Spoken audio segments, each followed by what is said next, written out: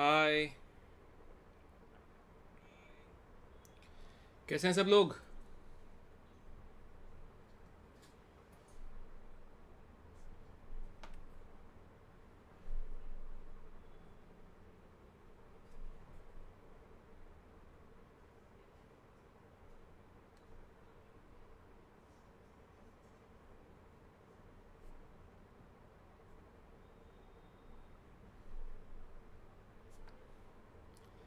तो नया दिन।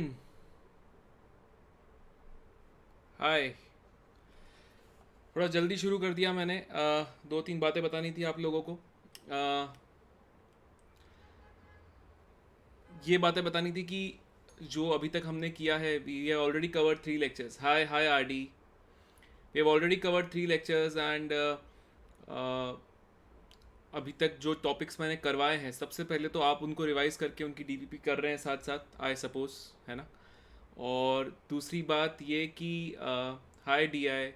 दूसरी बात ये कि काफ़ी बार बच्चे अभी, मतलब मुझे ये अच्छी बात लग रही है कि हर लेक्चर में progressively the level of interaction of students in terms of questions, you guys are improving. That's pretty good because I see that in questions also.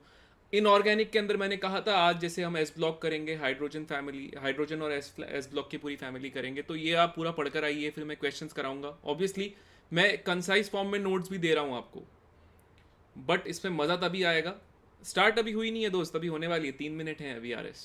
ठीक है, अभी मैं ऐसी जनरली बातचीत करने आ जाता हूँ यार मैं। हाँ। D I any time bird. Okay. यार ये अंग्रेजी जो यूज़ कर रहे हैं छात्र, ये थोड़ा मैं कच्चा हूँ यार, ये बर्ड वगैरह ये सिनोनिम्स मुझे समझ में नहीं आते हैं। मित्र होता होगा मेरे, इसका मतलब, right. So thank you R S. what I would like you to do is just follow a couple of rules as usual। मैं थोड़े से ग्राउंड रूल्स बता देता हूँ क्या क्या करने वाले हैं। ठीक है। So hi, I am Vipul Mehta. मैं बी टेक हूँ आईआईटी बॉम्बे से। I have been the author of physical chemistry by Wiley publication. All India rank 1731 थी। जो भी थी यही थी। You're supposed to make the notes, rather than that, DI keep a notebook handy. I will ask you a lot of questions, तो उसमें थोड़ा सा हेल्पफुल रहता है अगर तुम्हारे पास पहले से हो तो, है ना।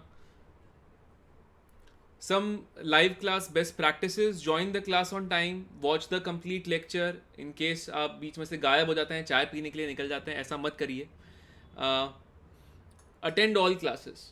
सो व्हेन आई से अटेंड ऑल क्लासेस, मेरा कहने का ये मतलब है कि अगर कोई क्लास मिस हो जाती है तो उसके एटलीस्ट रिकॉर्डिंग देख लीजिएगा।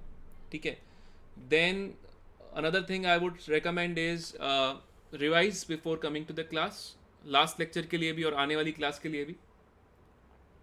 Thank you R S. Hydrogen में जेडीली एनसीईआरटी में कुछ कॉन्ट्राडिक्टरी स्टेटमेंट दी है, तो क्या करें। कॉन्ट्राडिक्टी नहीं है एस डी, बेसिकली कुछ ज़्यादा डेप्थ में दिया हुआ था जेडीली के अंदर, है ना। Be polite with your piers and teachers on chat, है ना। चैट में भी क्या, ज़िंदगी में पोलाइट होना चाहिए यार, है ना। स्पैम बिल्कुल भी मत करिए, ये समय नहीं है स्पैम करने के लिए। काफ़ी लोग फिर भी करेंगे, काफ़ी लोगों का नंबर कम होता जा रहा है, ये अच्छी बात है। तो जीवन के अंदर भटके हुए लोगों को सुधार करना हमारा काम है, लेकिन फिर भी कुछ लोग भटके हुए रहते हैं। So my recommendation to all of you is, you are the best जज of how to use your time. Make the best use of this 1.5 hours available to you. Should we stick to NCERT only till advance? RS, I will give you a couple of more questions advance के लिए, mains के लिए हाँ you should stick to NCERT plus my notes, okay?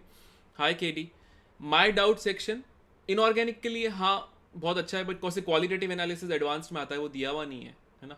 थोड़ी बहुत ज़रूरत पड़ेगी। माई doubt section जैसे मैं बता रहा था can be use in case you have any specific academic sections doubt, you can ask it on a different tab, my doubts. This course is ideal for people who are in class 12th or the droppers batch. I am Vipul Mehta. Ashutosh Gautam sir will take organic. I will take physical and inorganic. 24 lectures में हम ख़त्म करेंगे ये। सम live class best practices के अंदर system requirements की अगर बात करें तो यूज़ क्रोम और फायरफॉक्स अगर आप उस पर देख रहे हैं अपने लैपटॉप पे। अगर आप मोबाइल पे देख रहे हैं तो एंड्रॉयड का वर्जन 6 या उसके ऊपर चाहिए। ठीक है। 5 Mbps के ऊपर इंटरनेट होगा तो बहुत ही स्मूथ एक आपको फील आएगी। ठीक है, चलिए शुरू करें आज का दिन। रिकैप, पिछली क्लास के अंदर मैंने कुछ क्वेश्चंस बताए थे। हाँ केपी तू चेक कर यार, कुछ गड़बड़ हो सकती है। ये क्वेश्चन बताया था मेल्टिंग पॉइंट क्या क्या होगा, तो ये आंसर है इसका बी और डी। मैंने यहाँ पे एक्सप्लेनेशन लिखा है, सीसी का मतलब है कोवेलेंट कैरेक्टर। तो ये फजान्स रूल का एप्लीकेशन है, मैंने बताया था आपको ये। नमस्ते डीआई, ये हो जाएगा अब। इस वाले क्वेश्चन के अंदर इसका आंसर है ए बी सी। अगर कैटायन छोटा है, ठीक है, तो जितना लोअर तुम्हारे पास लैटिस एनर्जी होगी, जितना डिस्टेंस ही ज़्यादा होगा उतनी लैटिस एनर्जी कम होगी। Lattice energy proportional to 1/r plus plus r minus. KP refresh कर यार, इंटरनेट की प्रॉब्लम हो सकती है, क्योंकि बाकी सबको सुनाई दे रहा है मेरे हिसाब से। और उतना लोअर थर्मल स्टेबिलिटी हो जाएगी। अगर बड़ा एनायन जैसे NO3 माइनस, तो efficient packing matters the lot, so as thermal stability will increase as you will go down the group. Okay, तो ये मैंने यहाँ पे आंसर दिखा दिया है, यहाँ पे A B C. Hi RP. इस केस के अंदर फंडा ये है कि ये दोनों एक दूसरे को रिपेल करेंगे, तो थीटा बढ़ जाएगा, थीटा बढ़ जाएगा तो कॉस थीटा कम हो जाएगा, तो डायपोल मोमेंट कम हो जाएगा। इसलिए जो वैल्यू आपको दिख रही है it is smaller than the expected value. इस केस के अंदर हाइड्रोजन बॉन्डिंग टाइप आप कह सकते हो, थोड़ा सा अट्रैक्शन होगा, तो ये थीटा कम हो जाएगा, तो इसकी वैल्यू ज़्यादा आ जाएगी। तो इसका आंसर ए और सी हो जाएगा। ट्राई, ये प्रीवियस ईयर जेई का क्वेश्चन है। यहाँ पे बैक बॉन्डिंग होगी, बैक बॉन्डिंग होगी तो इसका हाइब्रिडाइजेशन sp2 होगा और इसका हाइब्रिडाइजेशन sp3 होगा, तो इसका शेप हो जाएगा pyramidal because sp3 with one lone player. हाई ए, और इसका हो जाएगा प्लेनार। ये प्रीवियस ईयर जेई क्वेश्चन में ऐसा ही था, मैंने कहा था करके लाइएगा, तो ये लास्ट क्लास में मैंने होमवर्क दिए थे। ये मॉलिक्यूलर ऑर्बिटल थ्योरी के ऊपर बेस्ड क्वेश्चन था, काफी स्ट्रेट फॉरवर्ड। इसका आंसर है ए बी और डी। डीपीपी के अंदर डिस्कशन के अंदर क्वेश्चन नंबर 6 है, वैसे सारे क्वेश्चन सेल्फ एक्सप्लेनेटरी है, वो मैंने बना के दिखाया क्योंकि टी शेप दिया हुआ था और AX3 है, तो टी शेप है तो आपको ध्यान में आना चाहिए टी शेप या जैसे ही दिया हुआ है उसका मतलब sp3d हाइब्रिडाइजेशन है। ओके, नहीं बैक बॉन्डिंग तो बहुत केसेस में पॉसिबल है, क्योंकि sp2 होगा तो ये लोन पेयर जो है ना ये एडजस्ट हो गया है, इसलिए वो दिख नहीं रहा है तुझे। ठीक है, ठीक है आरएस। ये वाला एक क्वेश्चन था, क्वेश्चन नंबर 16, जिसके अंदर आप बेसिकली डायपोल मोमेंट नेट निकालना था, तो डायपोल मोमेंट आपने ये वाले सारे कैंसिल कर दिए, तो ये वाला इससे कैंसिल हो जाएगा, फिर ये बचेंगे दो, इनके बीच में 120 डिग्री है। अगर मैं इस एक बॉन्ड को म्यू कहता हूँ तो क्या हो जाएगा, mu square plus 2 mu 1 mu 2 cos of 120 which is effectively mu only, उसकी वैल्यू 1.5 दिया हुआ है आपको। तो ये काफ़ी स्ट्रेट फॉरवर्ड क्वेश्चन थे, इन सबके सॉल्यूशंस आपको अमेजॉन अकेडमी पे दिया हुआ है। हाँ जी, हाँ जी, ठीक है, आगे बढ़े। आज का दिन हम हाइड्रोजन के बारे में सब कुछ पढ़ने वाले हैं। आप सब लोग ध्यान रखिए, सब लोगों को मैं 1 मिनट का टाइम दे रहा हूँ। डीपीपी आपको दिख जाएगा, पास्ट लेक्चर्स की रिकॉर्डिंग जहाँ मिलती है वहाँ पे, ठीक है। अब मेरी बात सुनिए। हेलो एन, आरएस क्या हो गया,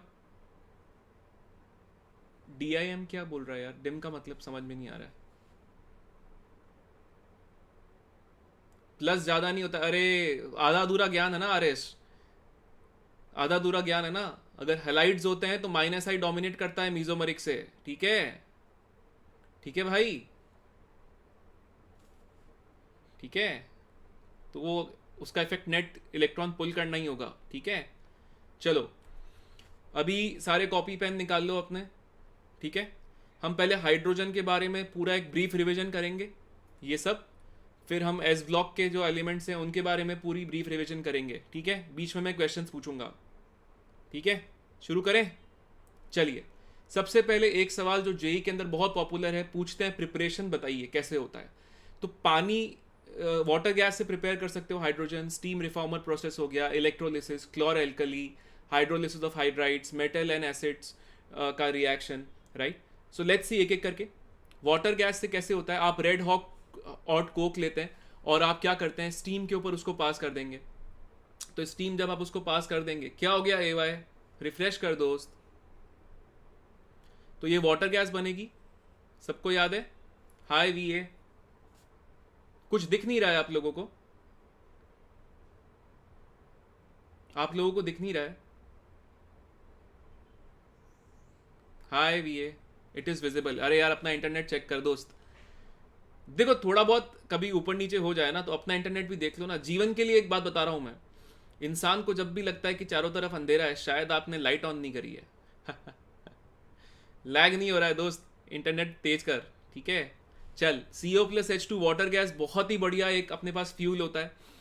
और ये जो फ्यूल होता है, अगर इसमें से सपोज ये कार्बन मोनोऑक्साइड हटा दें तो या तो उसको लिक्विफाई करके हटा सकते हो आप, तो हाइड्रोजन बच जाएगा सिर्फ, या फिर Fe2O3 से रिएक्ट करवाइए तो कार्बन मोनोऑक्साइड ये कार्बन डाइऑक्साइड बन जाएगी, ऑक्सीडाइज हो जाएगी।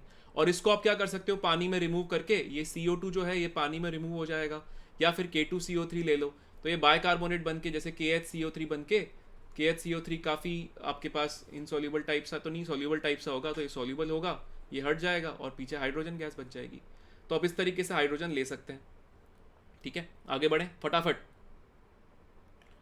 स्टीम रिफॉर्मर प्रोसेस, या नेचुरल गैस पता है आप लोगों को?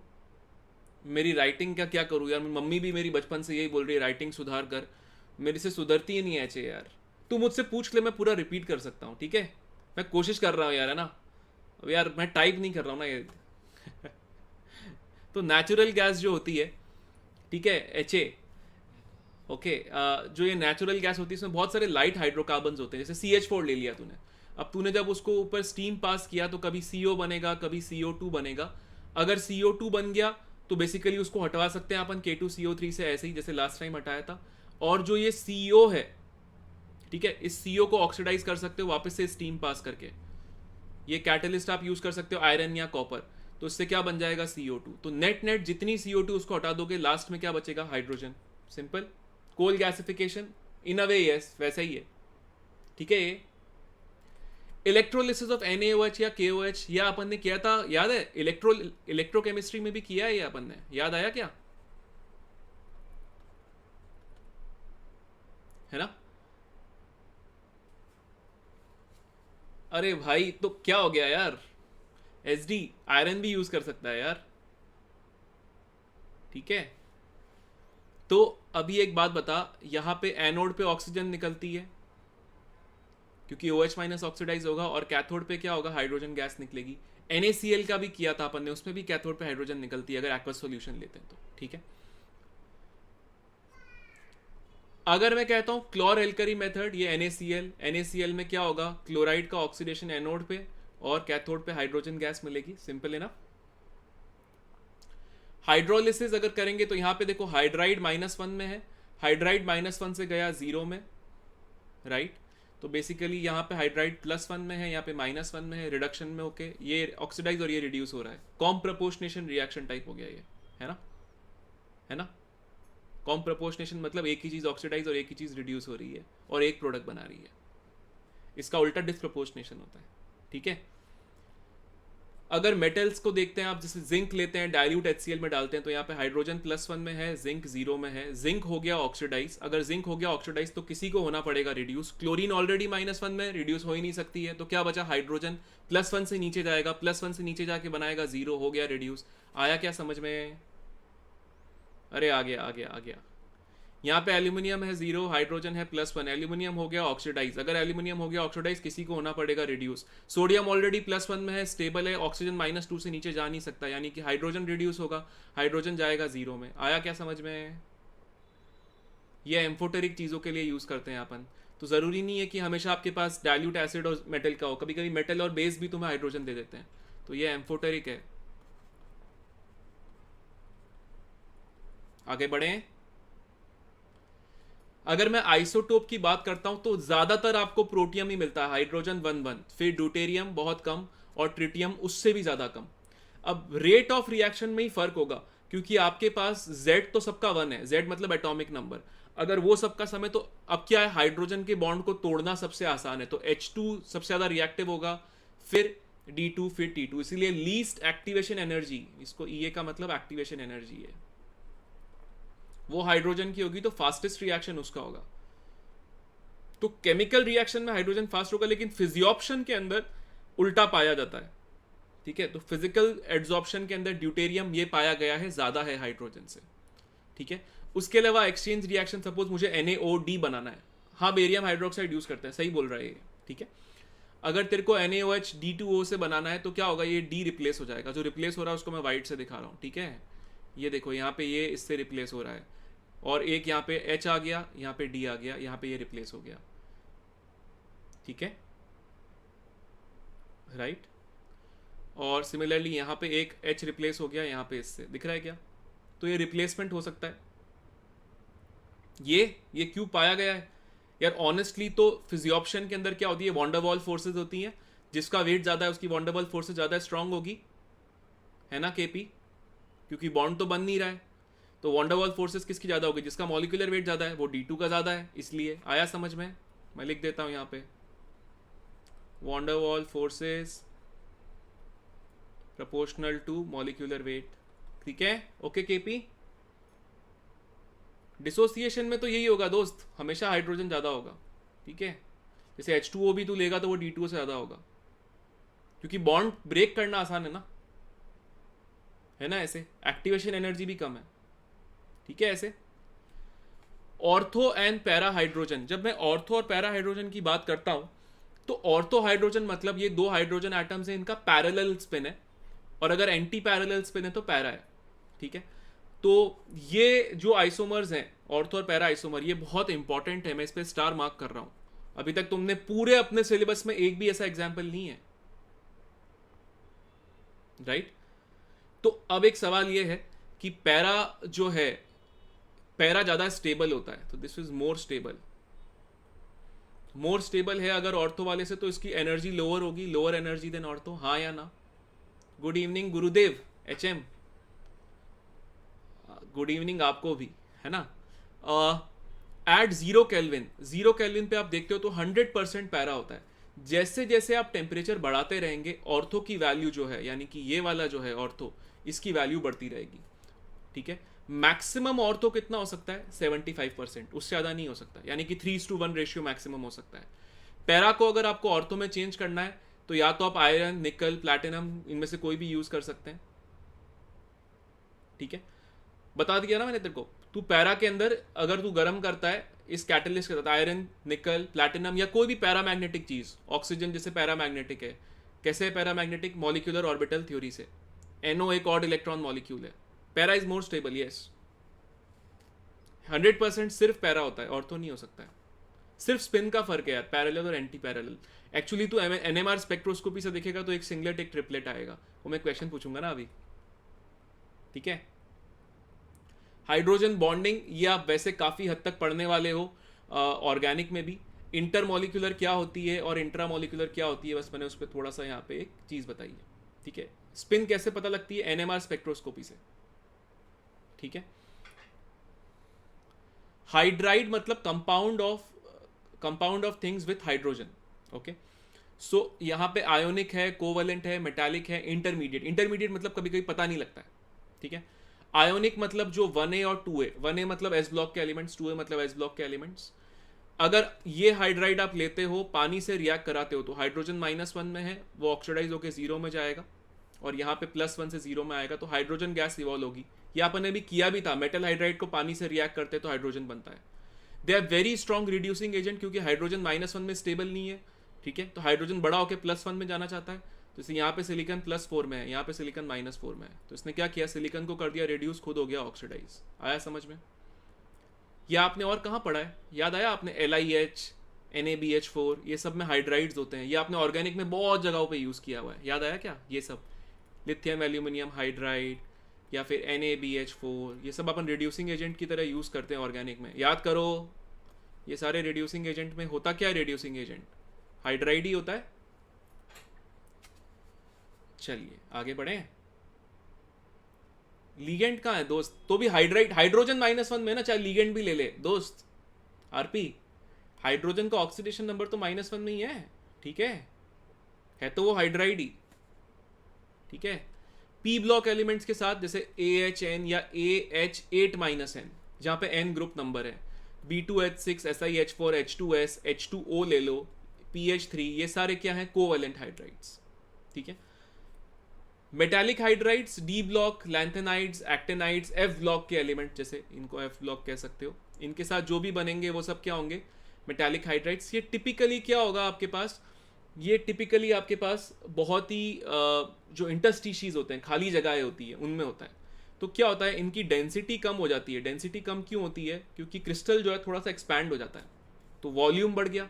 वॉल्यूम बढ़ गया तो डेंसिटी कम हो गई, मास तो उतना ही है। ये नॉन स्टोइशियोमेट्रिक होते हैं। For example ytterbium H2.55, titanium H1.8 etcetera, and they are trapped in interstitials, इसीलिए इनको इंटरस्टिशियल हैलाइड्स भी बोलते हैं, हाइड्राइड्स भी बोलते हैं। ओके, इंटरमीडिएट मतलब अब ये कोई नॉन क्लासिफिकेशन है। जैसे फॉर एग्जांपल मैं कैडमियम ले सकता हूँ, कैडमियम दोनों के अंदर ही पाया जाता है, ठीक है। तो कैडमियम CdH2 ले लिया आपने। अब जैसे BeH2n है, तो अब ये क्या है तुम्हारे पास? ये बैक बॉन्डिंग वाला एग्जाम्पल है, अगर किसी को याद हो तो। ये बैक बॉन्डिंग बताया था मैंने, वैसा ही है, ये बनाना बॉन्ड है ना। तो ये ना कोवेलेंट है ना आयोनिक है, ये अलग ही चीज़ है एक। तो जो तीनों में फिट नहीं होता है वो इंटरमीडिएट में आएगा, ठीक है। अभी पेन और कॉपी तैयार? पेन कॉपी तैयार सब लोगों की? जल्दी से बोलो हाँ। Mean you don't need to understand RP, experimentally पाया गया है दोस्त, ठीक है। है ना बनाना बॉन्डिंग यार, ये multi electron multi centre bond है, ठीक है। Ionic is also known as saline. Non stoichiometric इसलिए क्योंकि वो आपने नॉन स्टोइशियोमेट्रिक डिफेक्ट्स पढ़े हैं सॉलिड स्टेट में, तो डिफेक्ट्स के अंदर इंटरस्टिशियल डिफेक्ट्स आता है, और ये जो कार्बन या हाइड्रोजन जो है ये डिफेक्ट की तरह पाया जाएगा, ठीक है। चलिए आगे बढ़े। चलिए first question, more than one correct है, आपका टाइम स्टार्ट होता है अब। In which of the following cases hydrogen gas is formed? जल्दी से जल्दी से जल्दी से आंसर लिखो, जल्दी से दोस्तों। Zinc plus dilute H2SO4, LiH plus H2O, CaC2 plus H2O, cracking of high molecular weight hydrocarbons. अरे RS ने आंसर भी दे दिया दोस्तों, ACD, BCD दे रहा है MA, SH ने भी ACD दिया है, ABD विलियर्स, AC ने आंसर दिया है, KD ने ABD, SS ऑल। सही जवाब है ACD। इस रिएक्शन में क्या होगा? इस रिएक्शन में आपके पास बनेगा कैल्शियम हाइड्रोक्साइड, और यहाँ पे C2 है। अब उसकी जगह एक कैल्शियम रिप्लेस करके 2 हाइड्रोजन आ जाएंगे, तो C2H2 एसिटिलीन मिलेगा। ओके, तो इसका आंसर है ACD या ABD। ACD तो मैं ऐसे ही बोल रहा था, ABD है ना। तो जिन लोगों का ABD है भाई, अपने आप को बधाई दे दो, बहुत ही बेहतरीन। चलिए अगले प्रश्न की तरफ बढ़े, अगले प्रश्न की तरफ चलिए चलिए चलिए। रिएक्शन इन B अभी तो बताया था, मेटल हाइड्राइड। ये ले यार, ये ले, ठीक है। चलो आगे बढ़े। चलिए अगला सवाल है ये, which of the following statement is are correct? One or more than one correct? जल्दी से बताइए, जल्दी से। Hydrogen is a strong oxidizing agent. CO plus H2 in presence of zinc gives CH3OH. CO plus H2 plus H2O, यानी कि steam 400 degree Celsius Fe2O3 SO2 plus H2, CO2 plus H2। और hydrogen hydrogen bond dissociation energy is approximately 43.5 kilo joule per mole. यार एक बार पता है JEE में पूछ चुके हैं वो कि एक बॉन्ड एनर्जी के बारे में, तो HH की बॉन्ड एनर्जी आपको पता होनी चाहिए। मोर देन वन करेक्ट है। BCD आ गया आंसर मार्केट में, CD आ गया, BC आ गया, ओके, BDC आ गया, CD आ गया। कहां है मेरा असली उत्तर? RK का आंसर आ गया BC, SS का आ गया BC। Hydrogen strong oxidizing agent है क्या? नहीं, ये तो रिड्यूसिंग एजेंट है, क्योंकि हाइड्रोजन अभी है 0 में, ये खुद जाएगा बड़ा होके +1 में, यानी कि ये खुद होगा ऑक्सीडाइज, दूसरों को करेगा रिड्यूस, हाँ या ना? तो ये तो हो नहीं सकता है। CO प्लस H2 जिंक और कॉपर की प्रेजेंस में CH3OH, ये बिल्कुल सही रिएक्शन है, ये NCERT से पूछा है मैंने, है ना। और अगर आप इसमें यूज कर लेंगे स्टीम और ये कैटलिस्ट यूज करेंगे, अभी थोड़ी देर पहले बताया था ऑक्सीडाइज करने के काम आता है, तो ये भी सही है। तो ये प्रिपरेशन में से पूछ लिया मैंने सवाल आपसे। ये बॉन्ड डिसोसिएशन एनर्जी वाला थोड़ा सा कठिन है, ये 435 किलो जूल पर मोल होती है, ठीक है, काफी ज्यादा होती है, तो ये भी आंसर नहीं हो सकता है, ठीक है। ठीक है, तो एनसीईआरटी आप पढ़कर आएंगे, मजा आएगा बहुत ज्यादा। आगे बढ़े अगले प्रश्न की तरफ। चलिए चलिए अगला प्रश्न आपका समय शुरू होता है अब। Which of the following statement is or are correct about isotopes of hydrogen? Dissociation of water is greater than dissociation of D2O. Rate of chemisoption, rate of physioption. Reaction of D2 plus D2Cl2 gives DCl is faster than H2 plus Cl2 gives HCl. NCERT is enough? Yes. हाँ जी, answer दीजिए। मोर than one correct है ये, फटाफट। ABD, AB।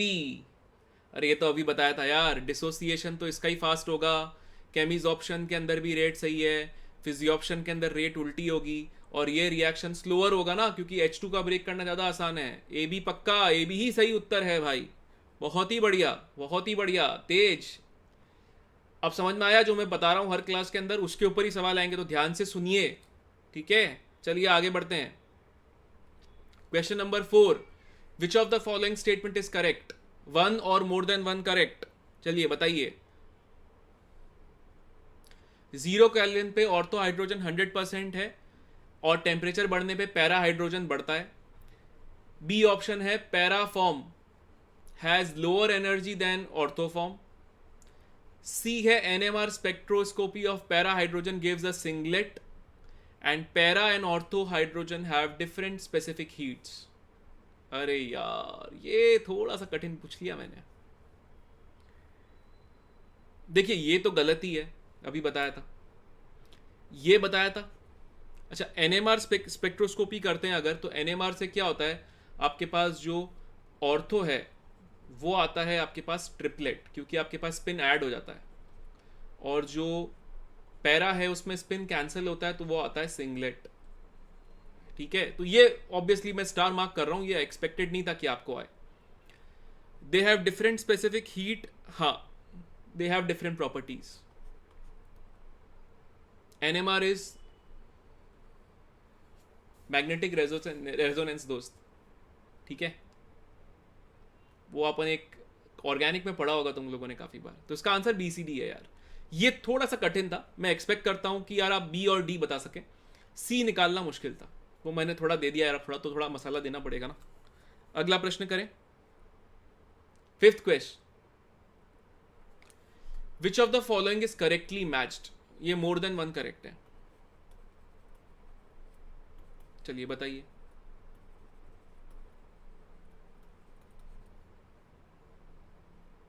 क्या NaBH4 covalent hydride है?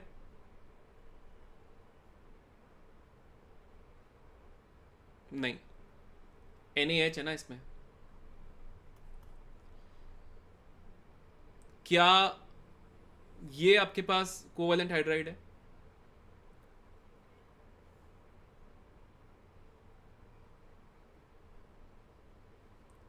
मैं sorry क्यों बोलूं?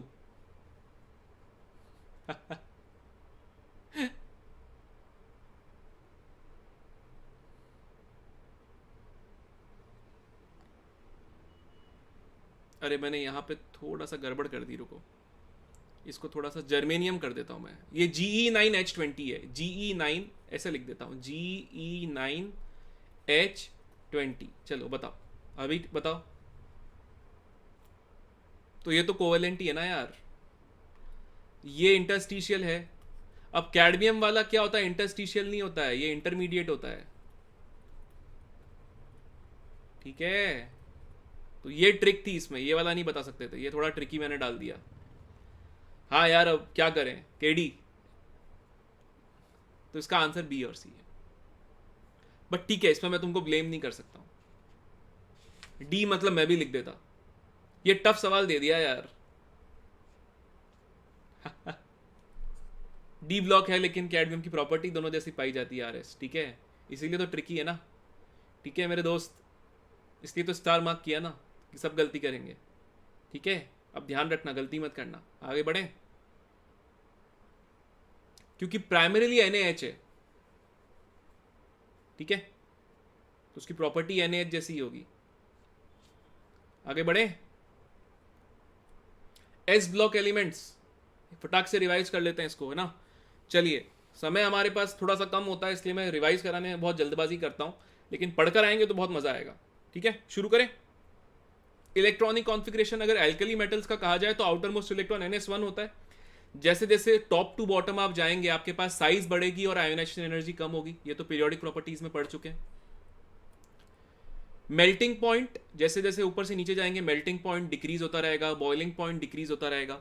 बॉइलिंग पॉइंट में एक एक्सेप्शन है कि सीजियम रुबिडियम के अंदर ये एक स्विच हो जाएगा, वो ऑब्जर्व किया हुआ है, याद करने की कोई आवश्यकता नहीं है, लेकिन मैं लिख इसलिए रहा हूँ तो लोग मेरी गर्दन पकड़ लेंगे, आपने ऐसा कैसे बोल दिया, बट ये याद करने की आवश्यकता नहीं है। अगर मैं स्टार मार्क करूंगा बाहर तभी याद करना।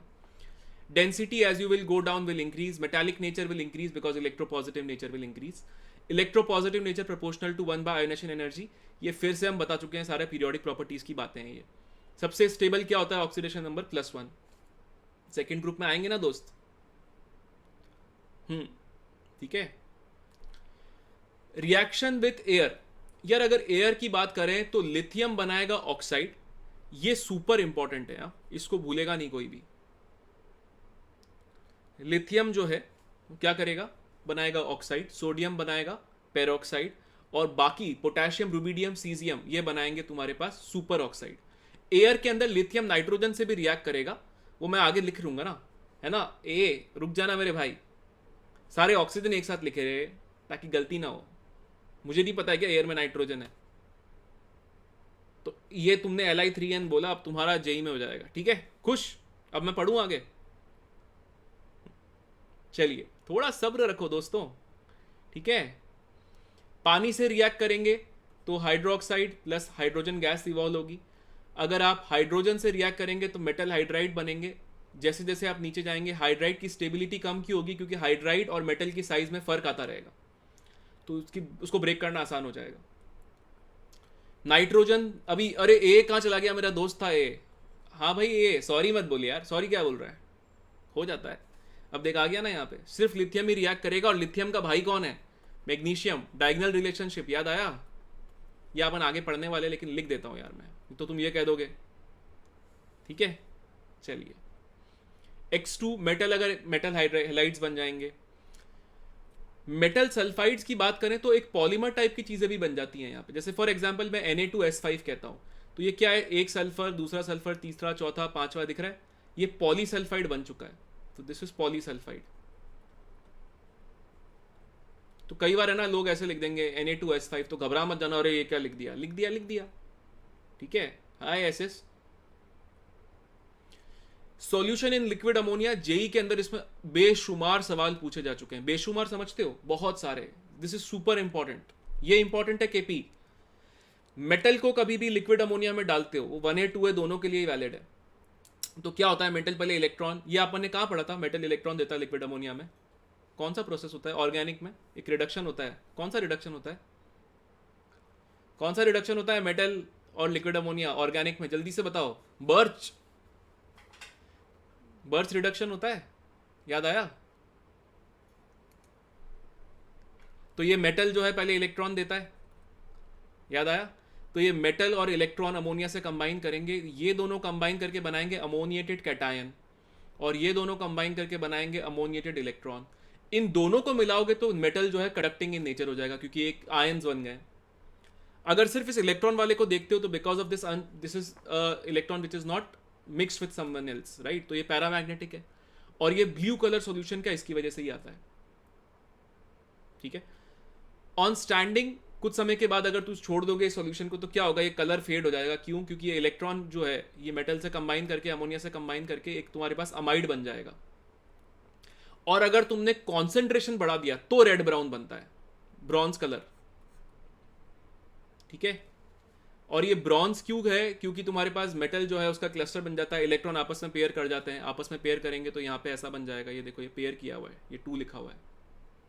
अगर मैं गैसियस स्टेट में अमोनिया दे दूं तो आपके पास अमाइड बनेगा, फिर आपके पास ये जो ब्लू कलर है ये नहीं आने वाला है अमोनिएटेड इलेक्ट्रॉन्स की वजह से। ये काफी इंपॉर्टेंट है, इसको कोई भूलेगा नहीं, इसलिए स्टार मार्क कर रहा हूं। ये 5 स्टार दे दिया मैंने इसको। यहाँ पे डायामैग्नेटिक हो जाएगा जब ब्रॉन्ज कलर होगा, तब जब ये ब्रॉन्ज कलर होगा ना, यहाँ पे डायामैग्नेटिक हो जाएगा। ठीक है, आगे बढ़े। क्राउन ईथर, क्रिप्टैंड, है ना, ये क्राउन ईथर और क्रिप्टैंड का फंडा क्या होता है यार, ये बेसिकली कोऑर्डिनेशन कंपाउंड्स है। क्राउन ईथर का मतलब क्या है, आर ओ आर मान लो, ये आर ओ आर है, और क्राउन का मतलब क्या है भाई, ये एक बड़ी सी रिंग बन गई है। अब इस रिंग के अंदर क्या है, ये मेटल ट्रैप हो गया है, दिख रहा है, और ये कोऑर्डिनेशन बॉन्ड बन गया है। क्या रिपीट करूं एच जी आर के, पिछला वाला, ये वाला, ये वाला रिपीट करूं, ये वाला रिपीट करूं? तो मैं इसमें सिर्फ ये कह रहा हूं, अगर मेटल लिक्विड अमोनिया से लेते हो आप, है ना, चाहे वो 1A का हो चाहे वो 2A का हो, अमोनिएटेड इलेक्ट्रॉन्स मिलेंगे, जिसकी वजह से वो ब्लू कलर का होगा। Bronze colour because these electrons will now pair up with each other, okay, and concentration बढ़ने पे क्या होगा, एक एनर्जी भी रिलीज होगी। यार ये delta E is equal to H C by lambda होता है, उसका ही तो गेम है ना, वो चेंज हो जाएगा तो क्या होगा, लैम्डा भी चेंज हो जाएगा। तो वो अगर तू कॉन्सेंट्रेशन मेटल का बना देगा तो दिक्कत होगी, क्योंकि मेटल के क्लस्टर्स बनेंगे तेरे पास, ठीक है। ऐसे आगे बढ़े, जो ये क्रिप्टैंड है, इस क्रिप्टैंड के अंदर ये जो क्रिप्टैंड है या फिर ये क्राउन ईथर है, इन दोनों के अंदर मेटल ट्रैप हो रहा है। ये मेटल दिख रहा है आप लोगों को, राइट? तो इसमें बेसिकली नाइट्रोजन ऑक्सीजन तुम्हारे पास इलेक्ट्रॉन दे रहे हैं, है ना। ये कोऑर्डिनेशन कंपाउंड जैसा थोड़ा बहुत है, अगर आपको ध्यान आए तो ये लिगेंड की तरह काम कर रहे हैं। तो आई डोंट थिंक कोई इतना पूछने वाला है आपसे यार ये सब चीज़ें, क्योंकि आप ऑलरेडी ऑर्गेनिक कंपाउंड जो है वो उसमें काफ़ी सारी चीज़ें पढ़ लोगे और कोऑर्डिनेशन में पूछ लेंगे, तो ये याद करने की ज़रूरत नहीं है, ठीक है। आगे बढ़े, रिड्यूसिंग पावर सबसे ज़्यादा लिथियम की होती है। ये एक्सेप्शन है, क्यों? क्योंकि लिथियम का हाइड्रेशन एनर्जी सबसे ज़्यादा होता है। अब हाइड्रेशन एनर्जी की जब मैं बात करता हूँ, क्यों? क्योंकि एक्वस सॉल्यूशन में रिएक्शन होंगे टिपिकली, गैसियस स्टेट में नहीं होते हैं, तो लिथियम का जो हाइड्रेशन एनर्जी है बहुत ज़्यादा, यानी कि सुपर स्टेबल बन जाएगा एक्वस सॉल्यूशन में, इसलिए लिथियम स्ट्रॉन्गेस्ट रिड्यूसिंग एजेंट होता है, ठीक है। बाकी सबका तो ठीक है, as you will go down the ability to give electrons will increase, but lithium is an exception. NCERT enough for inorganic, yes, plus the notes. Electronic configuration, अगर एल्कलाइन अर्थ मेटल्स की बात की जाए तो आउटर मोस्ट का NS2 है। As you will go down the group, size will increase, ionization energy will decrease. Ionization energy of 2A will be greater than 1A because इसका Z star ज़्यादा है, राइट। नॉन एक्वस सॉल्यूशन के अंदर तो caesium सबसे strong होगा, but वो reaction ही नहीं होगा ना, गैसियस स्टेट में थोड़ी रिएक्शन होता है ऐसी, कहने वाली बातें यार, होता कहाँ है, ठीक है। अगर मैं बात करता हूँ हायर मेल्टिंग पॉइंट और boiling point than 1A because उसका मास ज़्यादा है। मेटालिक या इलेक्ट्रोपॉजिटिव नेचर, आप जैसे जैसे नीचे जाएंगे इलेक्ट्रोपॉजिटिव नेचर बढ़ेगा, बॉइलिंग पॉइंट भी तुम्हारे पास as you will go down will decrease. ये सब चीज़ें हैं जो आप ऑलरेडी कर चुके हो पहले ही। मेल्टिंग पॉइंट के अंदर एक एक्सेप्शन है, ये अगेन बिकॉज ऑफ तुम्हारे पास जेड स्टार क्या होता है हाइड्रेशन एनर्जी क्या होता है, अरे पीरियोडिक प्रॉपर्टीज भूल गए क्या, A gas plus electron, sorry, A gas plus water gives A, इसको प्लस कर दो, plus aqueous, so this is hydrated ion. इस प्रोसेस में जो डेल्टा H है that is known as hydration energy. Z effective क्या होता है, effective nuclear charge which is Z minus sigma. सब भूल जाओ, जैसे जैसे आगे बढ़ेंगे वैसे वैसे भूल जाओ। हाँ एक क्वेश्चन है तो यार देख, अगर तेरे पास एकेडमिक क्वेश्चन है माय डाउट्स में डाल दे, क्लास का फ्लो जो है ना वो मत ब्रेक कर, रेलेवेंट क्वेश्चन है इसके तो पूछ सकता है अभी, ठीक है। ओर्स एंड एक्सट्रैक्शन में एक तरीका बताऊंगा तेरे को मेटलर्जी में याद करने का, अभी मत कर, ठीक है। एक केमिकल रिएक्शन, अभी एयर में जैसे ही बोलूंगा लोग कहेंगे नाइट्रोजन, तो लिख दिया भाई नाइट्रोजन, हैंड्स अप, हाँ सारे याद नहीं करने, कुछ कुछ ही, ठीक है। तो अगर ऑक्सीजन से रिएक्ट कराओगे तो बेरिलियम और मैग्नीशियम ऑक्साइड बन जाएंगे, ठीक है। अगर बाकी आप एलिमेंट लेते हो तो पेरोक्साइड बनता है। देखो टिपिकली पेरोक्साइड कब बनता है, जब बड़े आयंस होते हैं, क्योंकि ऑक्साइड आयंस हैं, जैसे फॉर एग्जांपल O2 2 माइनस है विच इज पेरोक्साइड, या O2 माइनस है विच इज सुपर ऑक्साइड, इनके लिए बड़े आयन चाहिए, इसलिए बड़े एलिमेंट्स जो हैं जैसे कि तुम्हारे पास पोटेशियम, रुबिडियम, सीजियम, ये पेरोक्साइड, ये सुपर ऑक्साइड बनाएंगे। ये MO2 वाले हैं, ये क्या बनाएंगे, क्योंकि ये बड़े हैं तो ये बनाएंगे पेरोक्साइड, ये ऑक्साइड नहीं बनाएंगे, ठीक है। आगे बढ़े, पानी से रिएक्ट होगा तो हाइड्रोक्साइड, हाइड्रोजन गैस इवॉल्व होगी, एग्जैक्टली सेम है ये, बस अगर मैग्नीशियम से रिएक्ट कराओगे तो MgO का एक प्रोटेक्टिव लेयर बनता है, इसको पहले हटाना पड़ेगा फिर और रिएक्शन होगा, इसलिए स्लो होगा इसका reaction.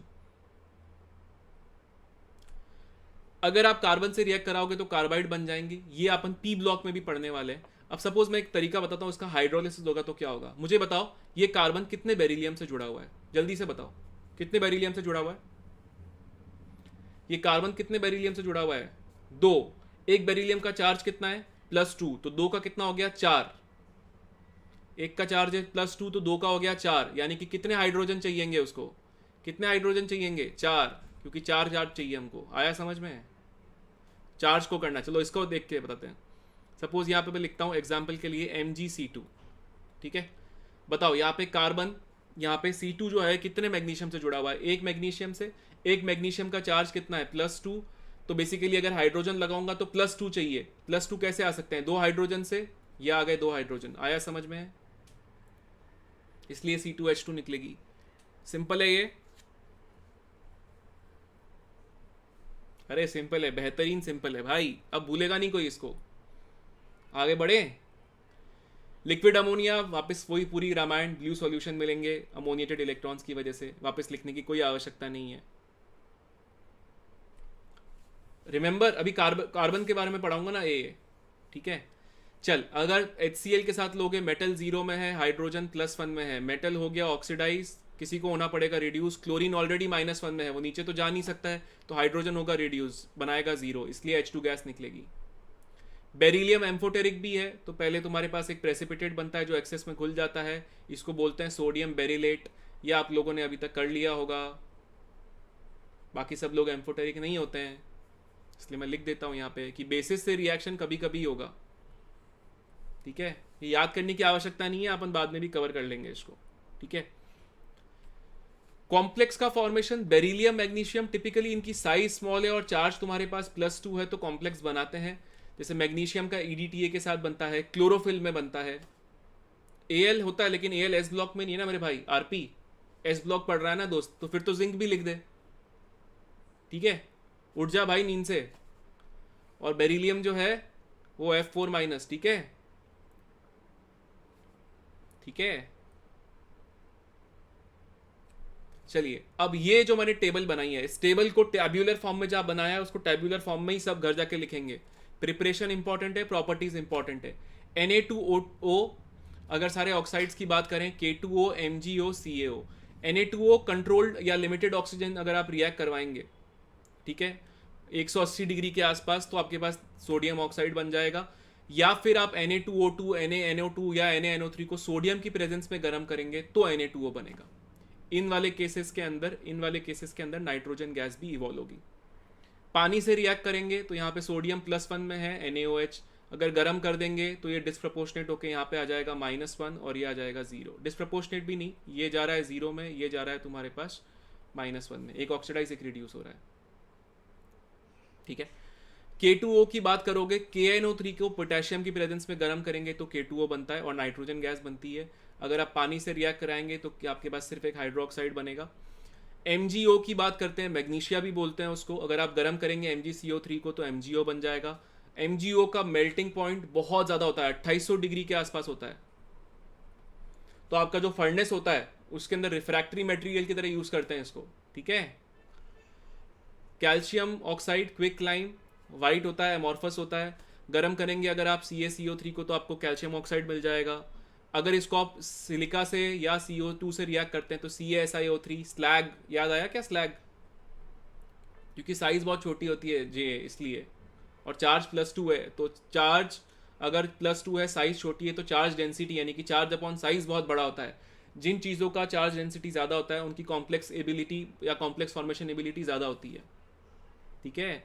CaSiO3, CaCO3, calcium oxide plus water, ये आपने किया होगा स्लेकेड लाइन, है ना। अरे ये तो सब बचपन में किया था यार, 10th क्लास में भी आता है ये।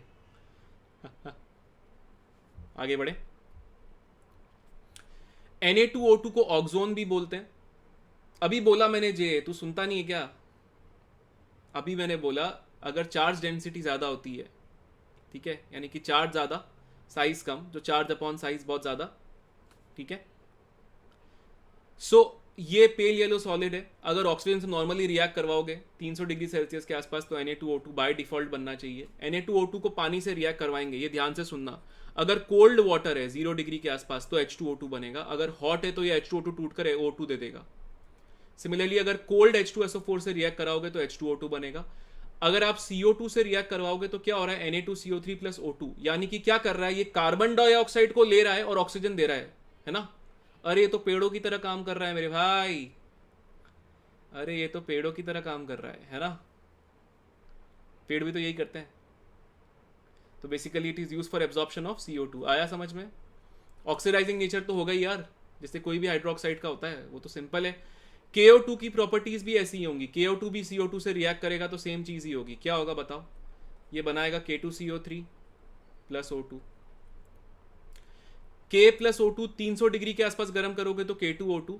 एक तरीका बताता हूं, अगर लिक्विड अमोनिया में पोटेशियम आप लेते हैं, वो नीले कलर का होगा, ब्लू सॉल्यूशन, उसमें ऑक्सीजन पास करोगे सबसे पहले बनेगा K2O2 जो होगा तुम्हारे पास सफेद कलर का, और ऑक्सीजन पास करोगे बनेगा K2O3 वो होगा रेड, और ऑक्सीजन पास करोगे बन जाएगा KO2 वो होगा येलो। आया समझ में? अगर आप MgO2 या CaO2 ले रहे हैं राइट, इनके पेरोक्साइड तो कैसे बनते हैं, H2O2 से रिएक्ट करवा दीजिए यानी कि पेरोक्साइड से, तो आपको पेरोक्साइड मिल जाएंगे। MgO2 तो एंटीसेप्टिक की तरह काम आता है। ठीक है, आगे बढ़े, ये सब ध्यान रखिएगा। KO2 RbO2 येलो कलर का है, CSO2 येलो ऑरेंज कलर का है, KO2 तुम्हारे पास येलो कलर का है। अगर पानी से रिएक्ट करवाओगे तो यहाँ पे H2O2 और O2 दोनों मिलेगा। तो मैं इसलिए बता रहा हूँ कि ये दोनों नहीं मिलता, या तो कभी H2O2 मिलता है या O2 मिलता है। इसके अंदर आपने H2O2 और O2 दोनों मिलने वाला है। आपको मैं सवाल दूंगा, ठीक है, तब ध्यान रखना। ये सब लोग ध्यान से सुनो जो मैं बोल रहा हूँ, अभी क्वेश्चन पूछूंगा, सब काम आने वाला है ये, ठीक है। K2O3 अभी मैंने बताया था, लिक्विड अमोनिया लेते हैं, पहले आप ऑक्सीजन पास करोगे तो ये फिर K2O3 बनेगा। अगर आप KOH के अंदर सपोज ओजोनाइज्ड ऑक्सीजन मतलब mixture of oxygen plus ozone pass करते हैं बहुत ही लो टेम्परेचर पे, तो आपको मिलेगा KO3 एक ऑरेंज सॉलिड। अभी कभी कोई तुमसे पूछ सकता है कि प्रोडक्ट क्या बनेगा ओजोन को अगर पोटैश KOH से रिएक्ट करेंगे, तब काम आएगा, अदरवाइज तो कोई काम आने वाला है नहीं। तो ये दोनों पे स्टार क्यों मार्क किया है, ये चमकेगा नहीं एकदम से K2O3 बना लो, आप KO2 K2O में ही खेलते रहोगे। तो ये दोनों कंपाउंड जो है ना, ये चमकना मुश्किल है कि बन रहे हैं। आया समझ में? इसलिए बता रहा हूं ये। NaOH देखो, प्रिपरेशन के लिए एक तो सिंपल है, इलेक्ट्रोलिसिस ऑफ NaCl कर दो तो आपके पास कैथोड पे हाइड्रोजन, एनोड पे क्लोरीन बचेगा। फिर यहाँ पे Na+ तो वैसा का वैसा रह जाएगा क्योंकि वो तो रिएक्ट हो ही नहीं रहा है, और यहाँ पे पानी का जो OH- है वो बच गया, तो आपके पास क्या बच गया, NaOH। एक होता है गोसाज मेथड। गोसाज मेथड में क्या होता है, आप Na2CO3 लेते हो और उसको रिएक्ट करवाते हो, कौन सा रिपीट करूँ दोस्त, ये वाला Kp। मैं कह रहा हूं ये दोनों कंपाउंड बनेंगे, ये तुझे कभी चमकेगा ही नहीं कि ये बनाना है, क्योंकि तू क्या बनाएगा, तू KO2 बनाएगा, K2O2 बनाएगा, है ना, K2O बना देगा। इसलिए ध्यान रखना कि ये बन रहा है, इसलिए अलग से लिखा है, ठीक है। अभी अगर गोसाज मेथड किसी ने पूछ लिया क्या होता है, तो ये कैल्शियम हाइड्रोक्साइड से रिएक्ट करवाया तो ये एक्सचेंज हो गया। अभी क्या है कि KSP इसका कम है, इसका KSP कम है, मतलब क्या है कि ये रिएक्शन फॉरवर्ड जाएगा, ये तो आयोनिक का फंडा है, तो क्या होगा, फॉरवर्ड जाएगा तो NaOH की यील्ड बढ़ जाएगी। देखो जब हम कोई चीज़ बनाते हैं प्रिपरेशन, हमारे पास यील्ड भी उतना ही इंपॉर्टेंट है। ऐसा नहीं कि बस NaOH बन जाना चाहिए, NaOH बनना चाहिए और बहुत सारा बनना चाहिए और बहुत एफिशिएंटली बनना चाहिए, ठीक है दोस्तों। अच्छा, अगर अमोनिया के किसी भी कंपाउंड से आप कोई भी बेस डालते हो तो हमेशा अमोनिया निकलती है। जैसे अमोनियम कंपाउंड है, इसमें बेस डाला, अगर आप इसमें CaOH ट्वाइस बांधोगे तो भी आपके पास अमोनिया बनेगा। तो एक यहाँ पे नोट लिख लो, यहाँ पे मैं नोट लिख देता हूं, कोई भी अमोनियम सॉल्ट है उसके अंदर अगर आप कोई भी बेस डालोगे तो हमेशा अमोनिया गैस निकलेगी, ये आप लिख रखते हो,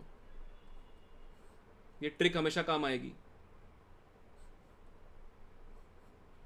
ठीक है। SP एक बार में एटलीस्ट 50% कैसे याद होगा दोस्त, लिख लिख के, फ्री के नंबर भी तो है, ये सवाल करने में माइक्रो सेकंड होंगे अगर तूने सही किया तो। इनऑर्गेनिक में भैया अभी सब कुछ हो सकता है, सब कुछ छोड़ दिया तब भी, इसलिए अभी शुरू करो, छोड़ेगा नहीं कोई भी। ये बेस है, अच्छा ये एसिड है, कार्बन +4 का एसिड कौन सा होता है, कार्बन के +4 का एसिड होता है, +4 का एसिड होता है H2CO3। अरे एसिड बेस्ड रिएक्शन, ये बन गया Na2CO3। अब उसमें से पानी हटा दो, कोई भी अमोनियम सॉल्ट प्लस बेस हमेशा अमोनिया देगा। ठीक है केपी। एम्फोटरिक जिंक ले ले, एल्यूमिनियम 3+ ले ले, NaOH से रिएक्ट कराएगा, पहले प्रेसिपिटेट बनेगा और फिर वो घुल जाते हैं। एम्फोटरिक और कौन कौन से हो सकते हैं बताओ? एम्फोटरिक कौन कौन से हो सकते हैं? लेड हो सकता है, Pb2+, Pb4+। अरे 80 माइक्रोसेकंड में ही होता है यार, क्या हंसने की क्या बात है इसमें? हंसेगा तो वो बच्चा तेरे ऊपर जब उससे हो जाएगा और तुझसे नहीं, है ना? तू सेम सवाल 3 नंबर का इंटीग्रेशन का करके दिखा दे मुझे माइक्रोसेकंड में, नहीं होगा। अभी किसी ने पूछ लिया निम्नलिखित में से कौन सा काले कलर का है, तो उसमें क्या दिमाग लगाएगा तू? तुझे आता है तो टिक ही करने का ना, तो माइक्रोसेकंड में नहीं होगा। अगर तेरे को आंसर आता है तो, तुझे मैथ्स में इंटीग्रेशन आता है तब भी तो माइक्रोसेकंड में आंसर नहीं निकाल पाएगा। बड़े भाई, जो परीक्षा तुम दे रहे हो ना वो हम क्लियर कर चुके हैं, ठीक है? इसलिए पढ़ाई करो, ठीक है? सुनो ध्यान से। चलो, जिंक 2++ Al3+ NaOH के प्रेजेंस में और कौन कौन एम्फोटेरिक हो सकता है? Pb2+, बेरिलियम, सिलिकॉन नहीं होता यार, जिंक हो सकता है, स्टैनस हो सकता है, Sn2+, Sn4+, chromium to an extent. अरे इसने पूरी लिस्ट लिख दी आरपी ने, बहुत ही सही, बहुत ही सही, बहुत उम्दा। अब यार एक है ना, अपने हाथ पे टैटू बनवा लो, ये टैटू बनवा लो इस वाली चीज का, जो 4th वाला है ना, इस पे लिख दो टैटू, जल्दी से टैटू बनवा लो भाई अपने हाथ पे। ये क्या लगता है जेई में कितनी बार पूछा जा चुका है ये सवाल? ये इस वाले इस डब्बे से जेई में कितनी बार सवाल है, कोई आइडिया है? 10 बार। तो लोग सोचते हैं कि 10 बार आ गए, अब थोड़ी आएगा। ये हमेशा बोलता हूं और एक बार बढ़ जाता है। तो सुन लो बात, फॉस्फोरस, सल्फर और हेलोजेंस, ठीक है? फॉस्फोरस यहां पे 0 में है, ये डिस्प्रपोर्शनेट होके जाएगा -3 और +1। सल्फर यहां पे 0 में है, ये डिस्प्रपोर्शनेट होके जाएगा -2 और +2। एक्स की वैल्यू क्लोरीन, ब्रोमीन और आयोडीन है। अगर ये आप देखेंगे 0 में है, तो अगर कोल्ड है तो जाएगा -1 +1, अगर हॉट है तो जाएगा -1 +5। चलो मेरे साथ बोलो फटाफट से, फॉस्फोरस अगर 0 में है, अगर होगा NaOH से रिएक्शन, तो कहाँ जाएगा? -3 +1। क्या जाएगा? -3 +1। फॉस्फोरस 0 -3 +1। सल्फर अगर 0 में है -2 +2। अगर हेलोजन है आपके पास 0 में तो -1 +1 या -1 +5। ठीक है? क्वेश्चन कैसे आया था? यही पूछ लेता कि क्या बनता है केपी, यही पूछ लेता बनता क्या है। फॉस्फीन मतलब -3, +1 मतलब NaH2PO2, -2 मतलब Na2S, Na2S2O3 का मतलब हो गया तुम्हारे पास +2, NaX मतलब -1, NaOX मतलब +1, NaX मतलब -1, NaXO3 मतलब +3। रात को 3 बजे भी कोई तुमसे +5, रात को 3 बजे भी कोई तुमसे सवाल पूछे कि बताओ क्लोरीन प्लस NaOH कोल्ड क्या होता है, तो तुम्हारे मुंह से निकलना चाहिए NaCl + NaOCl और फिर सो जाना। इस प्रकार याद होना चाहिए ये। क्लियर है क्या ये बात? इसको कोई भूलेगा नहीं, वादा करो यार, आज घर जाके 10 बार लिख लेना इसको। थैंक यू बोलोगे मुझे, जेई में सवाल आएगा इस पे, मेंस में नहीं आएगा तो एडवांस में आ जाएगा, ठीक है? अरे मैं तो धीरे ही बोल रहा हूं डीपी, ये तो याद करने का तरीका मैं बता रहा था मेरे भाई। डीपी आज लिख लेना घर जाके, बस ये, बस इतना सा बोल रहा हूं मैं। घर पे ये डायलॉग बहुत पुराना हो गया यार। टीचर के लिए क्या यार, जब तक ये मेरी क्लास है ना, तुम एक वर्चुअल वर्ल्ड में हो मेरे साथ, तुम घर में नहीं हो। जब ये क्लास खत्म होगी तब घर में जाओगे। तुम्हारा कंसंट्रेशन इतना ज़्यादा होना चाहिए कि तुम सिर्फ और सिर्फ यहाँ पे कंसंट्रेट कर रहे हो, तो भूल जाओ कि तुम कहाँ हो। तुम मेरे साथ हो सिर्फ अभी, अभी हम दोनों एक दूसरी वर्चुअल वर्ल्ड में हैं, ठीक है? थोड़ा बड़ा कर दो। मैं कोशिश करता हूँ यार, देख मेरा फंडा बताता हूँ केपी, मैं छोटा छोटा क्यों लिखता हूँ? छोटा छोटा इसलिए लिखता हूँ ताकि क्या है कि तुम लोग, उसका कारण बताता हूँ मैं छोटा छोटा क्यों लिखता हूँ यार। क्या होता है यार, एक पेज पे जितनी चीज़ें आ सकती है ना, उतना याद रहता है इंसान को। ये एक ह्यूमन साइकोलॉजी है। जैसे मैंने तेरे को कह दिया पूरा NaOH इसी के ऊपर है। अरे एयरपोर्ट पे बैठ के पढ़ रहा है, अबे यार बहुत ही सही यार, बहुत ही सही। PDF में जूम हो जाएगा ना मेरे भाई, क्यों नहीं होगा केडी? हाँ हाँ हो जाएगा। ये होते ही भाई, ये होती है यार। एक बात बता, बचपन में पढ़ाई करते थे अपन आर एस के डी, हाँ, तो क्या होता था, मम्मी से बोलते थे, मम्मी बोलती थी बस ये 2 पन्ने पढ़ ले फिर खेलने चला जा। अब मम्मी क्या करती थी, 2 पन्नों में पूरी दुनिया की चीजें लिख देती थी। हमारे मन में क्या रहता था, बस ये 2 पन्ने करने यार, फिर मैं जम के क्रिकेट खेलने वाला हूँ। तो मेरा फंडा ये होता है यार, कंप्रेस करके जितना एक पन्ने में दिखा सकूँ ना उतना मेंटली। अब जैसे क्या होगा, एनएच का सवाल आया, तेरे को जेई के अंदर एनएच का ये वाला कागज याद आएगा, तेरे को यही पेपर याद आएगा, तेरे को 10 पेपर याद नहीं आएंगे। ठीक है, तो ऐसे तो क्या यार, ये स्लाइड में हाथ से क्यों लिखता हूं, मैं टाइप करके नहीं लिख सकता हूं क्या पूरी?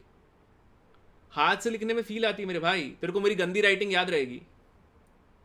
ठीक है, हमको लगता था इतनी खुशी स्कैम था भाई सबसे बड़ा वो ये मून पे बैठ के ही क्लास अटेंड कर रहा है, बैठ नहीं सकता है वहां पे, ग्रेविटी नहीं है, झूठ बोल रहा है तू। ठीक है, चल, KOH को प्रिपेयर कैसे करते हैं? Electrolysis of KCl aqueous. तो ये जैसे अपन NaOH को करते थे वैसे ही होगा यार, है ना। इन एड्जॉर्प्शन ऑफ CO2, अच्छा CO2 को एड्जॉर्ब करना है तो KOH को प्रेफर करते हैं NaOH के लिए। क्यों? क्योंकि KHCO3 पूरा सॉल्युबल होता है लेकिन NaHCO3 पार्शियली सॉल्युबल होता है। ठीक है, तो ये बात ध्यान रखो, ये अभी कोई पूछ सकता है, ये आपको दिया हुआ है ऑलरेडी। कहाँ दिया हुआ है? ये एनसीईआरटी में दिया हुआ है। 11वीं भी शुरू करेंगे, माइक्रो कोर्स आ रहा है बहुत ही जल्द। एचे घबरा क्या रहा है तू यार, सब करेंगे अपन, मजे से पढ़ाई करेंगे। ठीक है, चलो, कैल्शियम हाइड्रोक्साइड का प्रिपरेशन, ये तो पानी से रिएक्ट करा दे लाइम को यार, ये सबको आता है, ये याद नहीं करना है। ये मैं इसलिए बता रहा हूँ, तुम ये नहीं कहोगे हमको पढ़ाया नहीं, पढ़ा दिया भाई। अच्छा, ये याद है क्या, लाइम वाटर मिल्की, याद आया क्या? CO2 का टेस्ट कैसे करते हैं हम, लाइम वाटर डालते हैं, यही लाइम वाटर है भाई। मिल्की क्यों होता है? क्योंकि ये वाइट कलर का होता है। एक्सेसिव डालोगे आप इससे CO2 तो क्या बन जाएगा, CO2 इन वाटर क्या बन जाएगा, ये सॉल्युबल हो जाएगा, मिल्कीनेस डिसअपियर। अच्छा, एक अपन वो देखते हैं घर के बाहर वो गर्डर बने हुए होते हैं, वो गर्डर बने हुए होते हैं जिसके अंदर कुछ कुछ सीमेंट घूम रही होती है, उसको मोर्टार बोलते हैं। उसमें क्या होता है, मिट्टी होती है, ये स्लेकर्ड लाइम होता है और H2O होता है। ठीक है, कैसे करे कि एक सभी क्वेश्चन हो जाए। तू सारे ये नोट्स पढ़, SP NCERT तो तू पढ़ ही रहा है, पढ़ कर आ और उसके बाद प्रैक्टिस कर Amazon Academy ऐप से, फोड़ देगा तू भाई। ठीक है, तो ये कभी कोई पूछ लेगा मोर्टार क्या होता है, तो मोर्टार क्या होता है भाई, मिट्टी। अब इसमें क्यूट की क्या बात है GM यार एक कुछ कुछ लोग यार क्या है, देखो अभी ये सब कमेंट वगैरह करते रहते हो, मैं आज थोड़े अच्छे मूड में भी हूँ, वैसे भी मेरा पेशेंस लेवल बहुत हाई होता है। क्या है यार, मेरा यहाँ पे टास्क खूबसूरत दिखना तो है ही नहीं ना, मेरा टास्क तो बेसिकली आप लोगों को जेई क्रैक करवाना है। ठीक है, ठीक है GM, तुझे मैं अच्छा लगता हूँ तो अच्छी बात है, बट तू अगर जेई क्लियर करेगा तो बहुत अच्छा लगेगा। ठीक है, मैं शाय, अबे शाय की क्या बात है KP यार हाँ, इतना बहुत है RS, इतना तू कर ले दोस्त, इतना बहुत है, बहुत ज़्यादा है, उतना बहुत है। MgOH ट्वाइस प्रिपरेशन कैसे करेंगे, MgSO4 या MgCl2, यानी कि कोई भी मैग्नीशियम 2+ का सॉल्यूबल सॉल्ट NaOH से रिएक्ट करवा दे। अगर प्रॉपर्टी की बात करें, अब देख मैंने क्या बताया था, अमोनियम सॉल्ट है, अमोनियम सॉल्ट है, अरे हाँ इसमें बेस डाल रहे हैं, अमोनिया तो निकलना ही चाहिए, अरे निकल क्यों नहीं रहा है, अरे भाई इसको गर्म करेगा तो निकल जाएगा ना दोस्त। ठीक है, इसीलिए क्या होता है, Mg2+ को इससे रिएक्ट नहीं करवाते क्योंकि MgOH ट्वाइस बनता नहीं है कभी। ठीक है, और अगर इसको गर्म करोगे तो MgO बन जाएगा। इस पर कुछ भी याद नहीं करना है, ऐसी चले ये कोई तुमसे पूछ सकता है, सॉल्वे प्रोसेस, ला ब्लांक प्रोसेस, वापस लिख देता हूँ भाई। अब यार ये क्या है, ले ब्लांक है, ला ब्लांक है ना। अभी सॉल्वे प्रोसेस क्या होता है, पहले अमोनिया को आप H2O और CO2 से रिएक्ट करा के एक बायकार्बोनेट बनाते हो, दिख रहा है ये बायकार्बोनेट। इस बायकार्बोनेट को NaCl से रिएक्ट करवा के NaHCO3 बनाते हो, और फिर NaHCO3 बन गया, उसको गर्म करोगे, बायकार्बोनेट गर्म करके क्या देगा, H2O + CO2 + Na2CO3, तो Na2CO3 बन जाएगा। आया क्या समझ में? अब क्या है, ये सारे स्टेप्स पता होने चाहिए। ये स्टेप्स आपको पता नहीं होंगे तो सॉल्वे तो 10वीं में पढ़ा था, याद किसको है RP पढ़ा तो हमने, जीवन में सब कुछ है ना, याद किसको है? बिल्कुल इंपॉर्टेंट है, ATQ इंपॉर्टेंट नहीं है। लाब्लांक प्रोसेस क्या होता है, ये आपने नमक लिया, इसको कॉन्क H2SO4 में डाल के थोड़ा गर्म किया तो पहले एक H रिप्लेस होकर NaHSO4 बन गया। पसंद की बात ही नहीं है ना जीएम। जेई में ये थोड़ी है कि जो पसंद है उसमें नंबर लेकर आओ, जेई में है नंबर लेकर आओ ताकि वो ना पढ़ना पड़े जो पसंद ना हो। तो पहले जेई में जा, जेई क्लियर कर, आईआईटी में जाके तू देखो जो नहीं करना है मत करना, ठीक है। अभी NaHSO4 को फिर से नमक से रिएक्ट करवाया तो Na2SO4 बन गया। ये सॉल्ट केक है एक्चुअली। Na2SO4 को यहाँ पे रोक दूं मैं, सपोज यहाँ पे मैं रोक देता हूँ, यहाँ पे रोक दूंगा तो Na2SO4 बन गया। तो मैं प्रिपरेशन ऑफ Na2SO4 बताऊंगा, उसमें कहूंगा लाब लांग प्रोसेस में यहीं पे रुक जाओ तो Na2SO4 बन गया। आया समझ में? अब इसको कार्बन से रिड्यूस किया तो ये बन गया -2, सल्फर +6 से -2 रिडक्शन। और ये Na2S CaCO3 से रिएक्ट करवा दिया, एक्सचेंज कर लो तो CaS बन गया और Na2CO3 बन गया। तो ये प्रोसेस पूरा पता होना चाहिए भाई। तुमको यह सब कैसे याद रहेंगे? बात जज्बे की है दोस्त, जज्बे की है। हमें हिस्ट्री के चैप्टर्स के अंदर डेट्स याद रहती थी 10वीं क्लास में, क्योंकि टीचर बहुत बढ़िया लगते थे हमको, उनको इम्प्रेस करने के लिए। याद आया?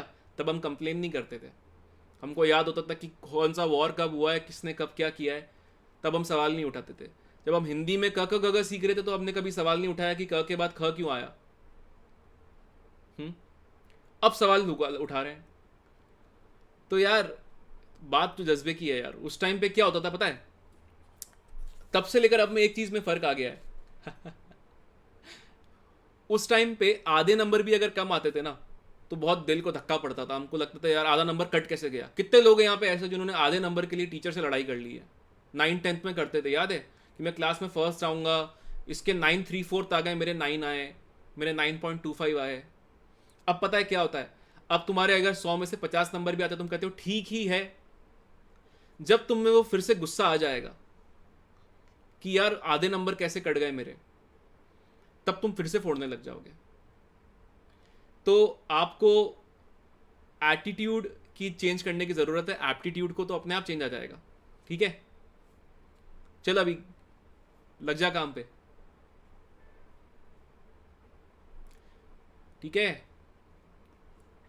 Na2CO3 HCl ये बेसिक है, एसिड से रिएक्ट करेगा, ये ठीक ठीक रिएक्शन है। पानी से रिएक्ट करेगा तो ये तुम्हारे पास बाइकार्बोनेट बनेगा, गर्म करेगा वापस से, ये स्पेरिंगली सॉल्यूबल है। अगर हीट करेगा तो फिर से ये हो जाएगा। अच्छा, ये हाइड्रेटेड सॉल्ट्स बनाता है तो .H2O, .7H2O, अगर .10H2 होगा तो वॉशिंग सोडा बन जाएगा। ये इस नाम से बहुत पॉपुलर है। और ये तो सिंपल है यार, अभी थोड़ी देर पहले किया था, ये कोई खास बात नहीं है। लाबलांग ये वाला आरके देख, पहले मेरा फंडा समझ क्या है, ठीक है। पहले मैं NaHSO4 बनाना चाहता हूं, फिर इसको वापस NaCl से रिएक्ट करवा के Na2SO4 बनाना चाहता हूं। ये 2 स्टेप में क्यों कर रहा हूं? 2 स्टेप में इसलिए कर रहा हूं ताकि यील्ड बढ़े। पहली बार में अगर डायरेक्टली रिएक्ट करवा दूंगा तो रिएक्शन की यील्ड ज्यादा नहीं आएगी। अब अगर मैं रिएक्शन को यहीं पे रोक देता हूं आरके तो Na2SO4 बन गया। इसको मैं अलग करके रख दूंगा तो ये Na2SO4.10H2O बन के बाहर आ जाएगा, ग्लोबर सॉल्ट, ठीक है। अगर मैं सपोज इसको कार्बन से रिड्यूस कराता हूं और सल्फाइड बना के फिर CaCO3 से रिएक्ट कराता हूं, Na2CO3 भी बन जाएगा।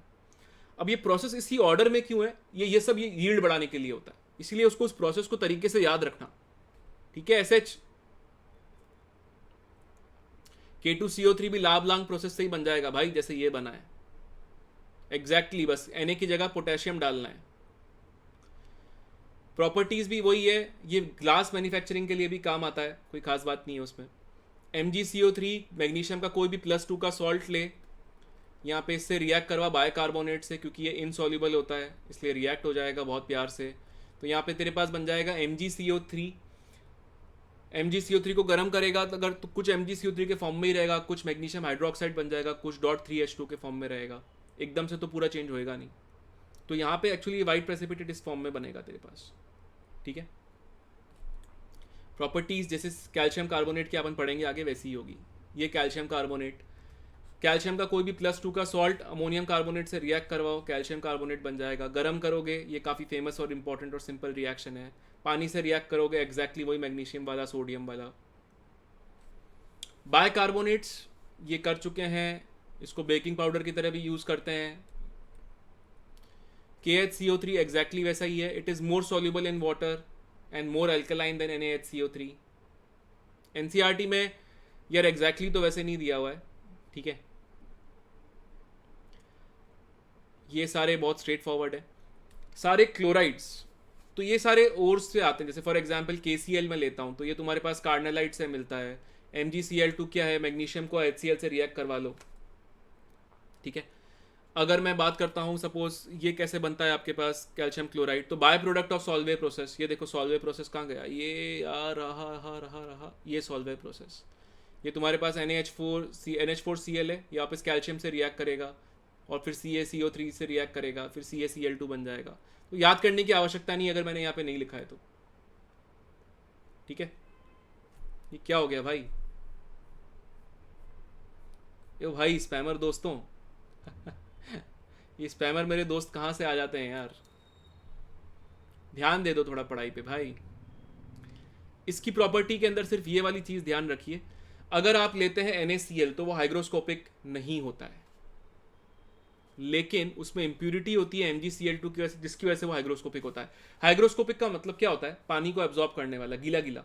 तो अगर आप एकदम शुद्ध नमक लेंगे तो वो पानी एब्जॉर्ब नहीं करेगा, लेकिन अगर उसमें इंप्यूरिटी हुई MgCl2 को तो पानी एब्जॉर्ब करेगा वो। ये आपको NCERT में दिया हुआ है, ठीक है। सिमिलरली अगर आप MgCl2.6H2O को सोचते हैं मैं डायरेक्ट गर्म करके MgCl2 बना लूंगा, तो आप नहीं बना सकते हैं, क्योंकि क्या होगा, इसका हाइड्रोलिसिस हो जाएगा। डायरेक्ट क्वेश्चन आएंगे दोस्त, अभी पता लगेगा, देख, ठीक है, ठीक है। तो ये MgOH ट्वाइस बन जाएगा,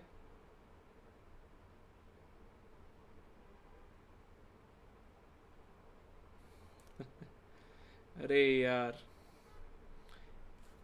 चलो यार। सल्फाइड्स के अंदर Na2SO4, मैंने कहा था लाब्लांक्स प्रोसेस का फर्स्ट स्टेप में एक केक बनता है।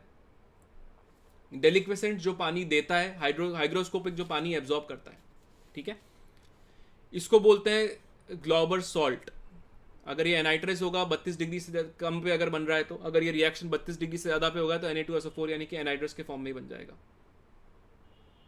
ठीक है। कार्बन से रिएक्ट कराओगे तो अभी जस्ट किया था थोड़ी देर पहले। ये सारी ओर्स याद करने की आवश्यकता नहीं है। एप्सम सॉल्ट क्या होता है, ये भी काफ़ी सिंपल है, हाइग्रोस्कोपिक है नेचर में, ये सब सिंपल है, ये इंपॉर्टेंट है। अब ये वाला जो पार्ट है इसमें अंदर है ना, कैल्शियम सल्फेट .2H2O, अरे आ सकता है ना 80, वो तेरे से बोल देंगे कि हमने तो आपके लैब मैनुअल से पूछा है, तो क्या करेगा ठीक है। तो CaSO4.12H2O is plaster of Paris, इसको बोलते हैं कैल्शियम सल्फेट हेमीहाइड्रेट, हेमी मतलब आधा।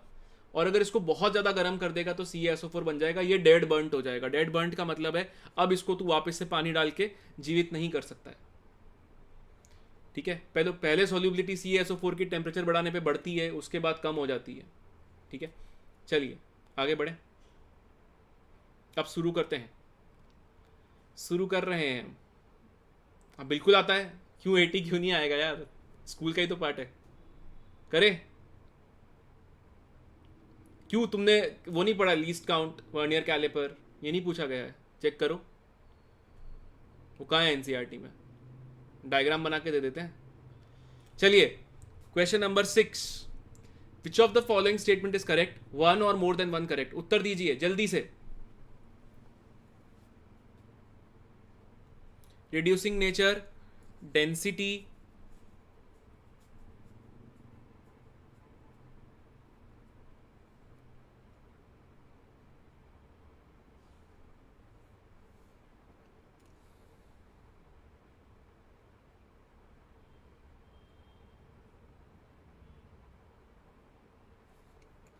ABC, ABC, ABC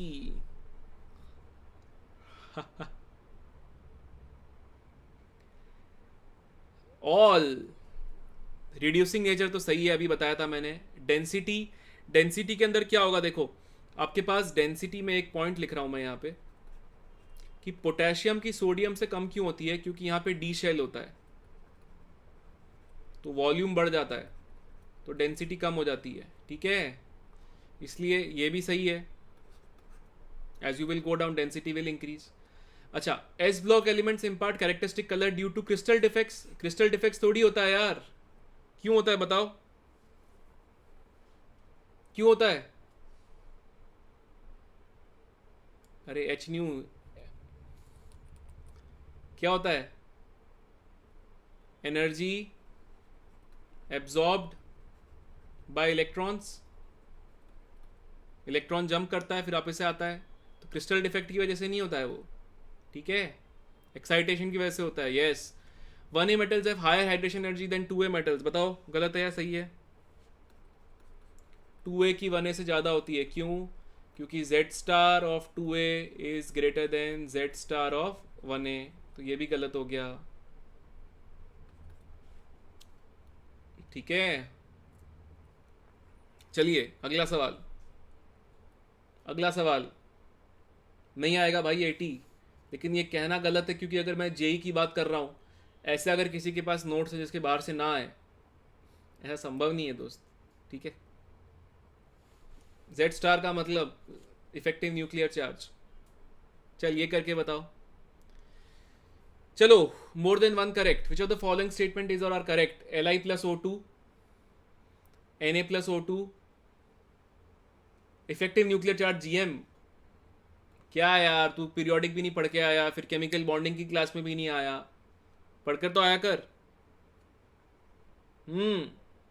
ABC BC BCD सब बताया मैंने अभी, उसी में से ही आ रहा है, उसी में से ही आ रहा है। ए कौन दे रहा है भाई? ओ हेलो, Li2O बनेगा बाय डिफॉल्ट, ऑक्साइड बनेगा ना, तो ये तो हो ही नहीं सकता है। इसका बाय डिफॉल्ट क्या बनता है? पेरोक्साइड। इसका बाय डिफॉल्ट क्या बनेगा? Super oxide. याद आया? BCD AK का सही है, SM का भी सही है, बेहतरीन। MS क्या कर रहा है यार? GM का सही आ गया। चल अगला सवाल, ये सब कराया मैंने अभी, उसमें से ही पूछ रहा हूं। चलो आगे बढ़े।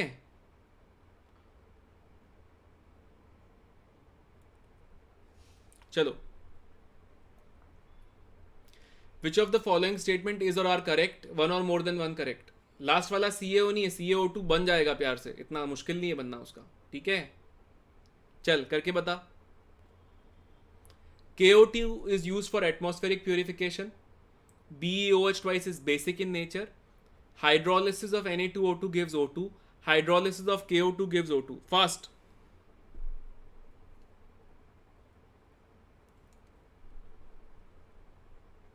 इसको कोल्ड कर देता हूं यार, ताकि तुम लड़ाई ना करो।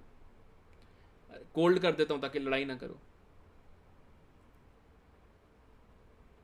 ACD BCD ABC, चलो करते हैं।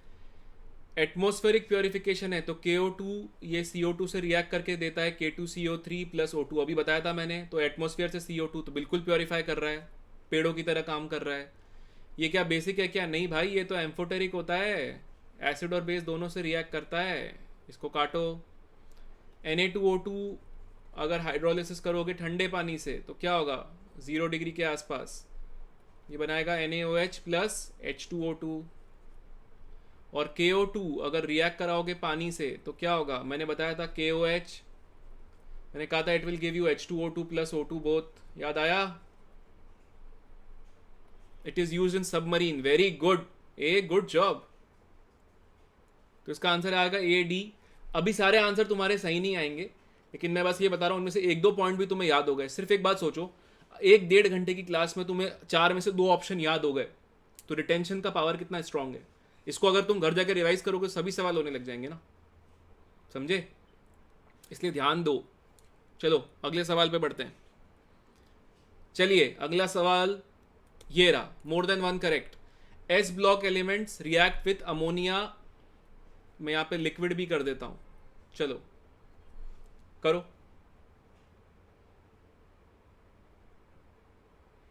अरे भाई KO2 को यूज करते हैं।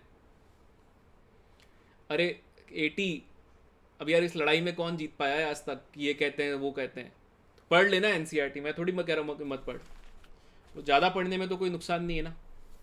ABCD, AA का आंसर, RP का आंसर ABCD, VR का ABCD, बेहतरीन।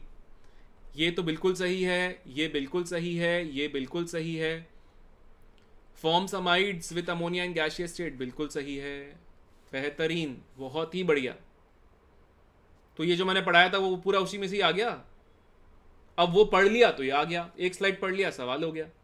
ठीक है, चलो अगला सवाल करें।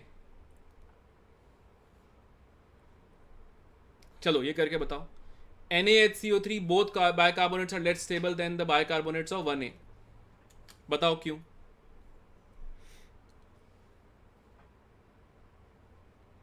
दे आर लेस सॉल्यूबल। ये 6 मोलर लिख दो यार इसको, 3 मोलर के लिए भी ठीक ही है यार, वो इतना कोई फर्क नहीं है। 3 मोलर भी बहुत अच्छा खासा होता है, चल ऐसे कर ले, कोई खास फर्क नहीं पड़ने वाला HN, ठीक है। 6 कर ले यार, खुश हो जा तू, ठीक है। 3 मोलर भी बहुत ज़्यादा ही होता है, ठीक है। चल अब ये वाला सवाल कर ले, करके बताओ। चलो, इन दोनों के बाइकार्बोनेट्स बहुत कम सॉल्यूबल होते हैं, सवाल है क्यों?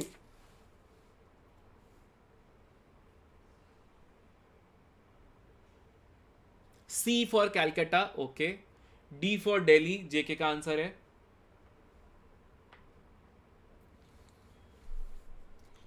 D for Delhi, A for Ahmedabad, IK का आंसर है। D फॉर दिल्ली, SA का C, AG का D, SA का C, RK का D, MS का ऑल। अरे सिंगल करेक्ट है MS। अरे सिंगल करेक्ट है यार, ऐसे तो मत कर। D फॉर दुनिया, D is the right answer, ठीक है। कैसे? देखो पॉलीमर कैसे बनता है, मैं बना के दिखा देता हूं। ये NaHCO3 बता रहा हूं पहले, ठीक है।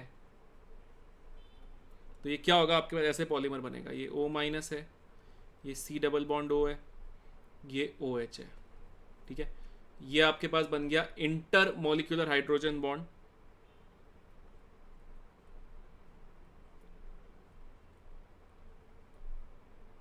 ये फिर से इंटर मॉलिक्यूलर हाइड्रोजन बॉन्ड,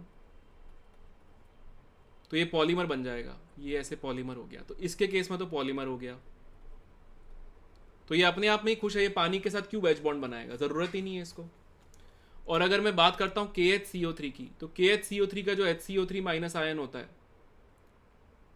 ठीक है, वो कैसे बनेगा आपके पास। ये आपने बनाया C डबल बॉन्ड O, ये बना दिया OH, ये बना दिया O-, डॉट डॉट डॉट, ये बन गया इंटरमोलिकुलर हाइड्रोजन बॉन्ड 1, और ये आपके पास बन गया O-, ये बन गया डबल बॉन्ड O, ये आ गया डॉट डॉट डॉट, तो ये आपके पास बन गया डायमर,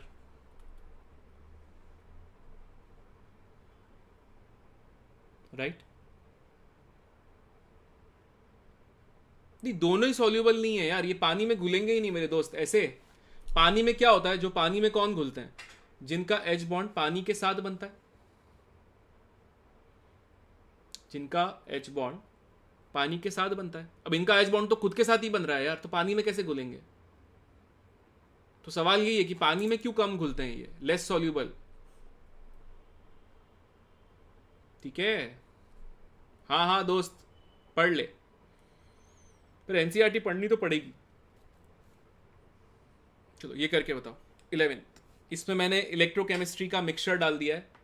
ऑर्गेनिक कब, अभी चालू हो रहा है 2-3 दिन में यार, तू एक बार देखना सेशंस, देखो दिख जाएगा, आशुतोष गौतम सर की क्लास है।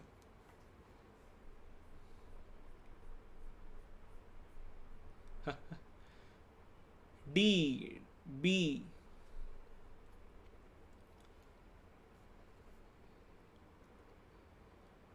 इसका जेबी का आंसर बी, आरएस का answer A.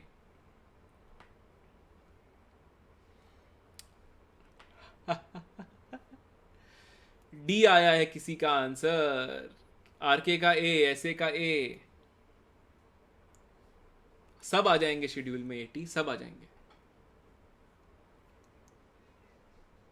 D, B for Bharat, A D D. अब ये जिसने एनसीईआरटी तगड़े तरीके से पढ़ी ना, वही सही कर पाएगा। कास्नर केल्नर सेल होता क्या है, आप NaCl एक्वस लेते हो और उसके साथ मर्क्यूरी होता है। मर्क्यूरी क्या करता है, ओवर वोल्टेज बढ़ा देता है एक रिएक्शन का, जिसकी वजह से क्या होता है कि हाइड्रोजन का रिडक्शन नहीं होकर सोडियम का रिडक्शन होता है। तो कैथोड पे मिलता है sodium, which is separated as sodium amalgam, ये बहुत प्यार से सेपरेट हो जाता है। और एनोड पे क्या होता है, एनोड पे क्लोराइड ऑक्साइड होता है, क्लोराइड ऑक्सीडाइज होगा। ठीक है, तो इसका आंसर आएगा ये। कितने लोगों ने इसका आंसर ए लिखा है? कितने लोगों ने इसका आंसर ए लिखा है? जिन लोगों ने ए लिखा है उन्होंने सवाल ढंग से नहीं पढ़ा। NaCl एक्वस अगर नॉर्मल होता तो आंसर ए आता। ठीक है, तो जितने लोगों ने ए लिखा है वो सॉरी लिखो, सॉरी लिख दो जल्दी से, सॉरी लिख दो, सॉरी लिख दो। कुछ लोगों ने पहले ही सॉरी लिख दिया। सॉरी लिख रहे हो मतलब वापस से गलती नहीं कर सकते हो, है ना। जो लोग यहाँ पे, कुछ लोग हैं जो यहाँ पे है ना, उनके पास समय होता है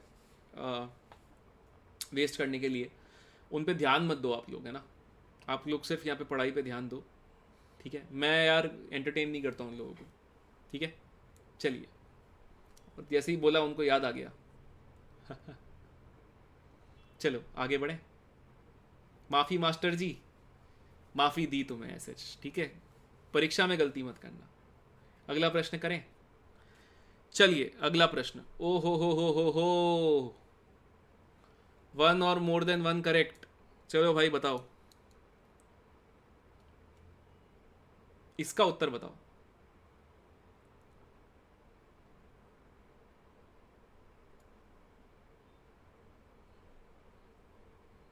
हाँ भाई, उत्तर लिखो इसका। सी, बी और सी, ओके। बी और C, okay. B C D, okay. B C D, okay. A C D, A का आंसर आ गया।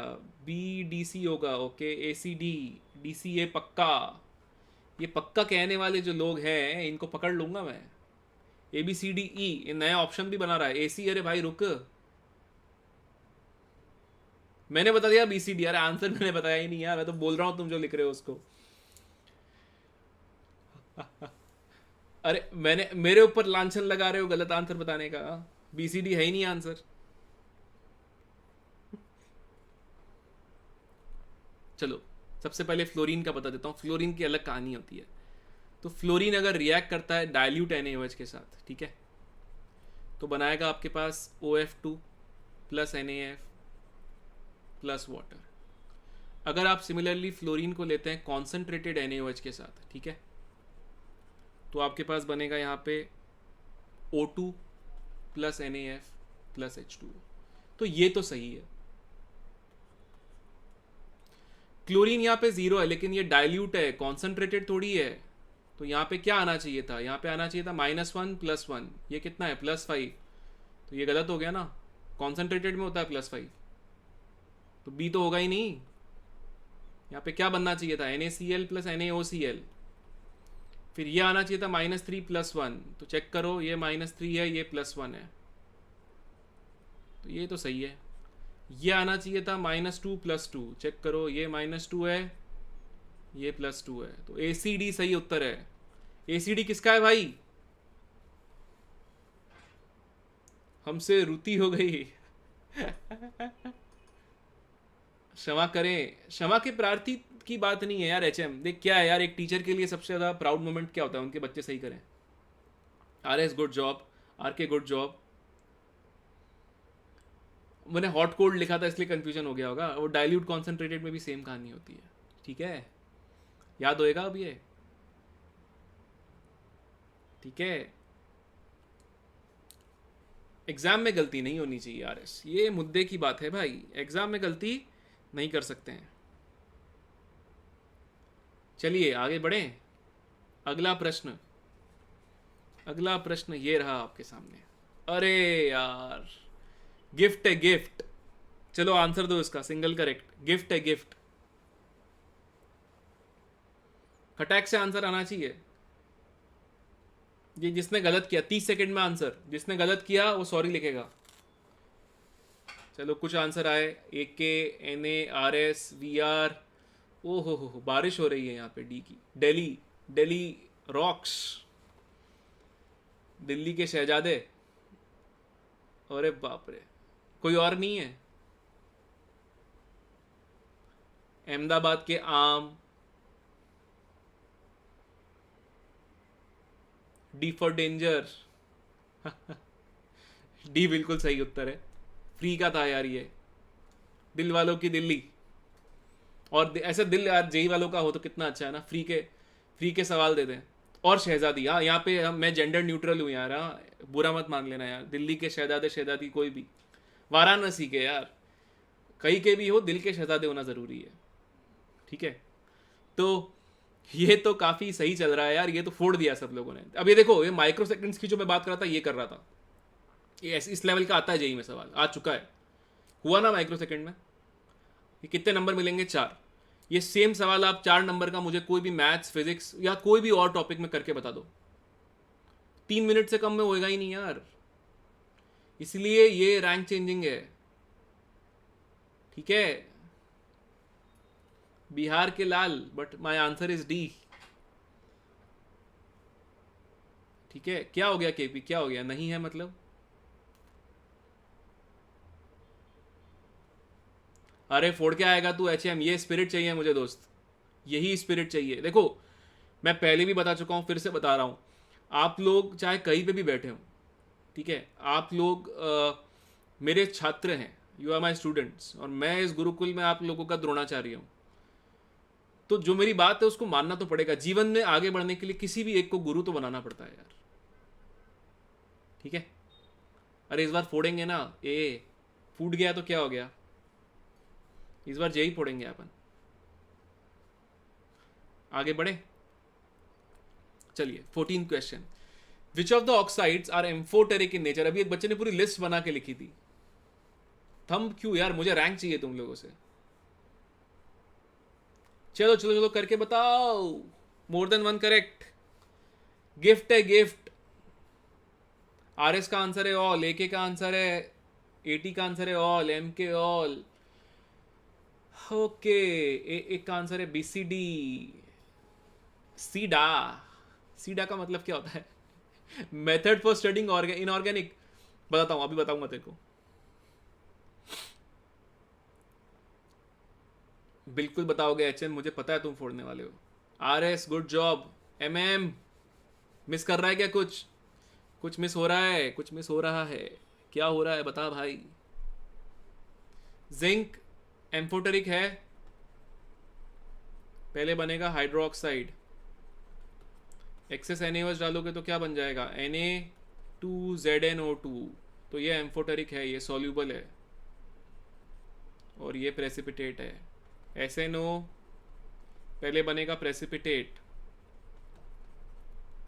फिर घुल जाएगा Na2SnO2, ये भी सॉल्यूबल है, ये भी एम्फोटेरिक है। PbO2 पहले एक प्रेसिपिटेट बनाएगा PbOH4, फिर ये घुल जाएगा Na2PbO3, ये भी तुम्हारे पास सॉल्यूबल होगा, तो ये भी एम्फोटेरिक है। All of those shown on screen perfectly right, BOH twice, फिर ये भी घुल जाएगा Na2BeO2, ये भी सॉल्यूबल होगा, तो ये सारे एम्फोटेरिक हैं। हेलो SM, ये सारे के सारे सॉल्यूबल है। और कौन कौन से सॉल्यूबल, और कौन कौन से एम्फोटेरिक होते हैं, मैं लिस्ट बता देता हूँ एक, Zn2+, Al3+, Pb2+, Pb4+, Sn2+, Sn4+, Be2+, ठीक है। और इसके साथ साथ आपके पास बेरिलियम के साथ साथ आप ये भी, क्रोमियम कभी कभी, मैं पार्शियल लिख रहा हूँ, तो ये सारे के सारे एम्फोटेरिक होते हैं दोस्तों, जर्मेनियम भी होता है, ठीक है। इनर्ट पेयर में F इलेक्ट्रॉन्स होना जरूरी है, इनर्ट पेयर होता ही उनके लिए है यार, ठीक है। आर्सेनिक की जरूरत नहीं पड़ने वाली कभी। एग्जाम्पल ऑफ क्रोमियम Na2CrO4, पहले CrOH थ्राइस ले ले, फिर Na2CrO4 बन जाएगा। सेलेनियम से भी कुछ काम नहीं पड़ने वाला है, जो काम नहीं पड़ने वाला है वो बता नहीं रहा हूं ना, फालतू नॉलेज लेके क्या करोगे। अच्छा एक बात बताओ, चांद पे पानी कौन से कलर का है पता भी लगा लोगे तो क्या करोगे उस नॉलेज का, ठीक है। वो नॉलेज रखो जो काम की है, कुछ भी याद करने से क्या है, इसलिए तो इनऑर्गेनिक याद नहीं होता है। वो सारी चीज़ें याद करने लग जाओगे इसका कोई पॉइंट ही नहीं है। हाँ, तो इसलिए कह रहा हूँ रेलेवेंट पढ़ो, इसीलिए जोश में था। देखो अब क्या कर रहा है, आज ये ब्लॉक केमिस्ट्री है, अब इसको याद करने का मैं एक तरीका बता रहा हूँ आप लोगों को, ठीक है। इसके पहले 2-3 चीज़ें बता देता हूँ। आप लोग all India mock test, full test, part test, chapter test, previous year papers सब अमेजॉन अकेडमी ऐप पे उसके अलावा प्रैक्टिस करेंगे। अगली क्लास में आप सब लोग P block elements part 1 part 2 पढ़कर आएंगे, ठीक है। और दिस थर्सडे को 9 बजे क्लास होगी है, ठीक है। अब ध्यान से सुनो मैं क्या बता रहा हूँ। तो अभी जो मैं बता रहा हूँ उसको थोड़ी सी अपन एक बात कर लेते हैं। ब्लॉक केमिस्ट्री याद करने का तरीका बता रहा हूँ। आज जल्दी हो गया? अरे यार जल्दी नहीं हो गया, मैंने टाइम रखा था आप लोगों के लिए, ठीक है। पहली बात ये कि आप जब इनऑर्गेनिक पढ़ रहे हैं तो जैसे आज आपने एस ब्लॉक पढ़ा है, अब अभी आपको 2 दिन तक याद रहेगा, फिर भूल जाओगे, ठीक है, ठीक है। तो आप क्या करोगे, सुबह उठोगे, रोज आधा घंटा इनऑर्गेनिक को रिवाइज करने के लिए दोगे, ठीक है। तो अपने आप आपको है ना याद हो जाएगा यार, और ये लिख के याद करो, बेस्ट तरीका है, ठीक है। तो अब क्या होता है, जैसे आज आपने एक बार अच्छे से बना लिया नोट्स, एक रफ कॉपी रखो, सुबह उठ के आधा घंटे में आपने पूरा रिवाइज कर लिया एस ब्लॉक कल, ठीक है। परसों 10 मिनट में रिवाइज किया, उसके बाद 5 मिनट में रिवाइज किया पढ़ के। पी ब्लॉक एक क्लास में कैसे कंप्लीट करेंगे, मैं करूंगा ना मेरे भाई, तू पढ़कर आएगा ना, एने P block part 1 P block part 2 तू पढ़कर आएगा, मैं सवाल पूछूंगा, मैं सवाल करवाऊंगा। एनसीईआरटी कॉमिक्स की तरह है। हाँ यार, अगर अगर अगर अगर जेई में हंसने के नंबर है तो बिल्कुल, लेकिन सवाल यही है यार कि DR, what I'm trying to say is every day when you are revising, make sure that you dedicate the first 30 minutes of your day to revise, okay? Inorganic से प्यार हो गया। For people who don't understand Hindi, this guy is saying he is feeling in love with inorganic. ये English सही बोल रहा हूँ ना मैं, थोड़ा हाथ अपना कच्चा है इंग्लिश में। So one thing which you must all remember is revise. So progressive revision कैसे होता है, प्रोग्रेसिव रिवीजन ऐसे होता है कि आपने आज पढ़ाई करी आधा घंटा, अगले दिन उसको 10 मिनट, अगले दिन 5 मिनट, ये आपका दिन का शुरुआत होनी चाहिए इनऑर्गेनिक से ऑलवेज। प्रीवियस ईयर में ग्रिप आ जाएगा, बेहतरीन ग्रिप आ जाएगा, लेकिन प्रीवियस ईयर क्वेश्चन पेपर्स के सब्जेक्टिव सवाल भी करोगे आप, ठीक है। नंबर 2, आप पी ब्लॉक के बारे में ऐसे पढ़ोगे, पहले बोरॉन फैमिली उसके नोट्स बना लिए, कार्बन फैमिली उसके नोट्स बना लिए, नाइट्रोजन फैमिली उसके नोट्स बना लिए, फिर आप ऐसे पूरा एक नोट्स बनाएंगे। मैं भी नोट्स बना के दे रहा हूँ आपको, PDF मिल जाएगा इसका, जीरोक्स निकाल के या प्रिंट निकाल लो, इसका प्रिंट निकाल के इसमें से नोट्स बना लो अपने, फिर DPP कर लो, फिर अमेजॉन अकेडमी कर लो, उसके बाद आपके पास प्रीवियस ईयर पेपर्स है वो कर लो, ठीक है। आप सॉलिड स्टेट का क्रैश कोर्स करेंगे, क्यों नहीं करेंगे, मैं पूरा करने वाला हूँ MS फिजिकल इनऑर्गेनिक। ऑरेंज कब होगा, कौन ऑरेंज होगा, क्या कर रहा है तू 80?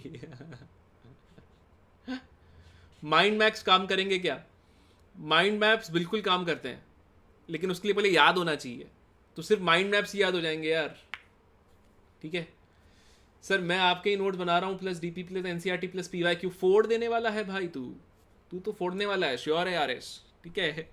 तो एक ये चीज़, दूसरी ये चीज़ पॉजिटिव रही है। पॉजिटिव रहने का मतलब है भी आपके आसपास लोग आपको ऐसे मिलेंगे, ऐसे दोस्त मिलेंगे जो कहेंगे अरे छोड़ना यार अपन चिल करते हैं, अब तब क्या ही होगा अपने से, इन लोगों से दूरी बना के रखो। तीसरी बात, सही से सोइए और जल्दी उठिए। अब जो रोज देर रात को पढ़ाई कर रहे हैं, यार परीक्षा, आप देर रात को पढ़ाई करने के खिलाफ नहीं हूँ मैं, लेकिन परीक्षा जो है ना वो आपके दिन में ही होने वाली है, राइट। तो आप लोग सुबह उठिए जल्दी, और जो आपका एग्जाम का स्लॉट है जैसे 9 to 12, 10 to 1, उसमें पढ़ाई करिए, ठीक है, उसमें सोइए मत। नंबर 4, एक शेड्यूल बना के रखिए। तो जो अमेजॉन अकेडमी के ऊपर अभी एक पूरा शेड्यूल बना हुआ है, वैसे ही आपका रिवीजन शेड्यूल ऑटोमेटिकली बन गया है। तो आपका नियम क्या हो गया, अभी आज ये पढ़ा है, अगली क्लास का पूरा रिवाइज करके आना ही है मुझे, और आज का घर जाके पूरा पढ़ना ही है, और आज की DPP करनी है। तो आज का क्योंकि मैं पहले से रिवाइज करके आया था, अब मैं बेसिकली क्या करूंगा, घर जाके उसको एकदम पक्का कर लूंगा। अब वो लोग कहेंगे हम तो ऑलरेडी घर पे हैं, वो बार बार जोक मत मारो, मुझे पता लग गया है आप लोग घर पे हैं। मेरे घर का मतलब ये है मेरी क्लास खत्म होने के बाद, ठीक है। और उसके बाद क्या करेंगे आप लोग, अगली क्लास की तैयारी करेंगे। तो previous year question plus chapter plus notes ये सब आपको अमेजॉन अकेडमी ऐप पे मिल ही जाएंगे ना। तो ऐसा तो नहीं है कि ये चीज़ें अवेलेबल नहीं है। ज़्यादा करने से बेटर है सही चीज़, यानी कि जो स्कोप में है, रेलेवेंट है। अभी क्या है, कुछ लोग आके है ना रैंडम से क्वेश्चन आपको देके चले जाएंगे, ये क्वेश्चन करके दिखा बहुत खतरनाक है।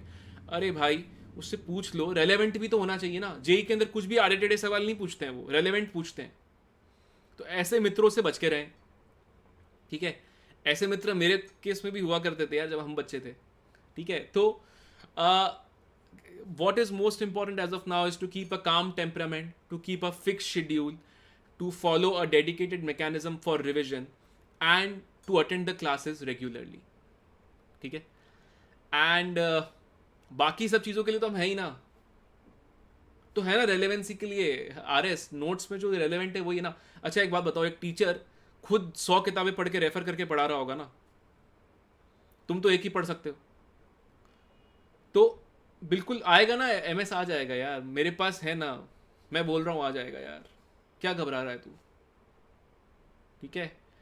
तो आप सब लोग फिर से हर क्लास की तरह हम एक दूसरे से वादा करते हैं, हम पूरी मेहनत करेंगे और अगली क्लास के लिए जो पी ब्लॉक है जो थर्सडे को होने वाली है, पार्ट 1 पार्ट 2 पूरा पढ़कर आएंगे, नोट्स पढ़कर आएंगे, जितना भी अपनी मेहनत हो सकेगी 100% करके आएंगे। अभी जो क्रैश कोर्स चल रहा है उस हिसाब से हम पूरा अपना रिविजन करते रहेंगे। स्कैर्ड से काम नहीं चलेगा आरपी, मेहनत से चलेगा। रोने से क्या होने वाला है, इससे चलो पसीना बहा लो यार थोड़ा, ठीक है। चलो वादा, प्रॉमिस। डाउट सेशन मैं कोशिश करूंगा once this everything gets finished, but as of now we don't have that kind of time, फिर कुछ मिस हो जाएगा यार। तो एज ऑफ नाउ माउ डाउट्स में पूछ यार, ठीक है। एक चल, तब तक सब लोगों के लिए happy learning and I'll see you all on Thursday 9 PM P block part 1 and part 2। तब तक के लिए नमस्कार, सेफ रहिए, मेहनत करिए, बाय।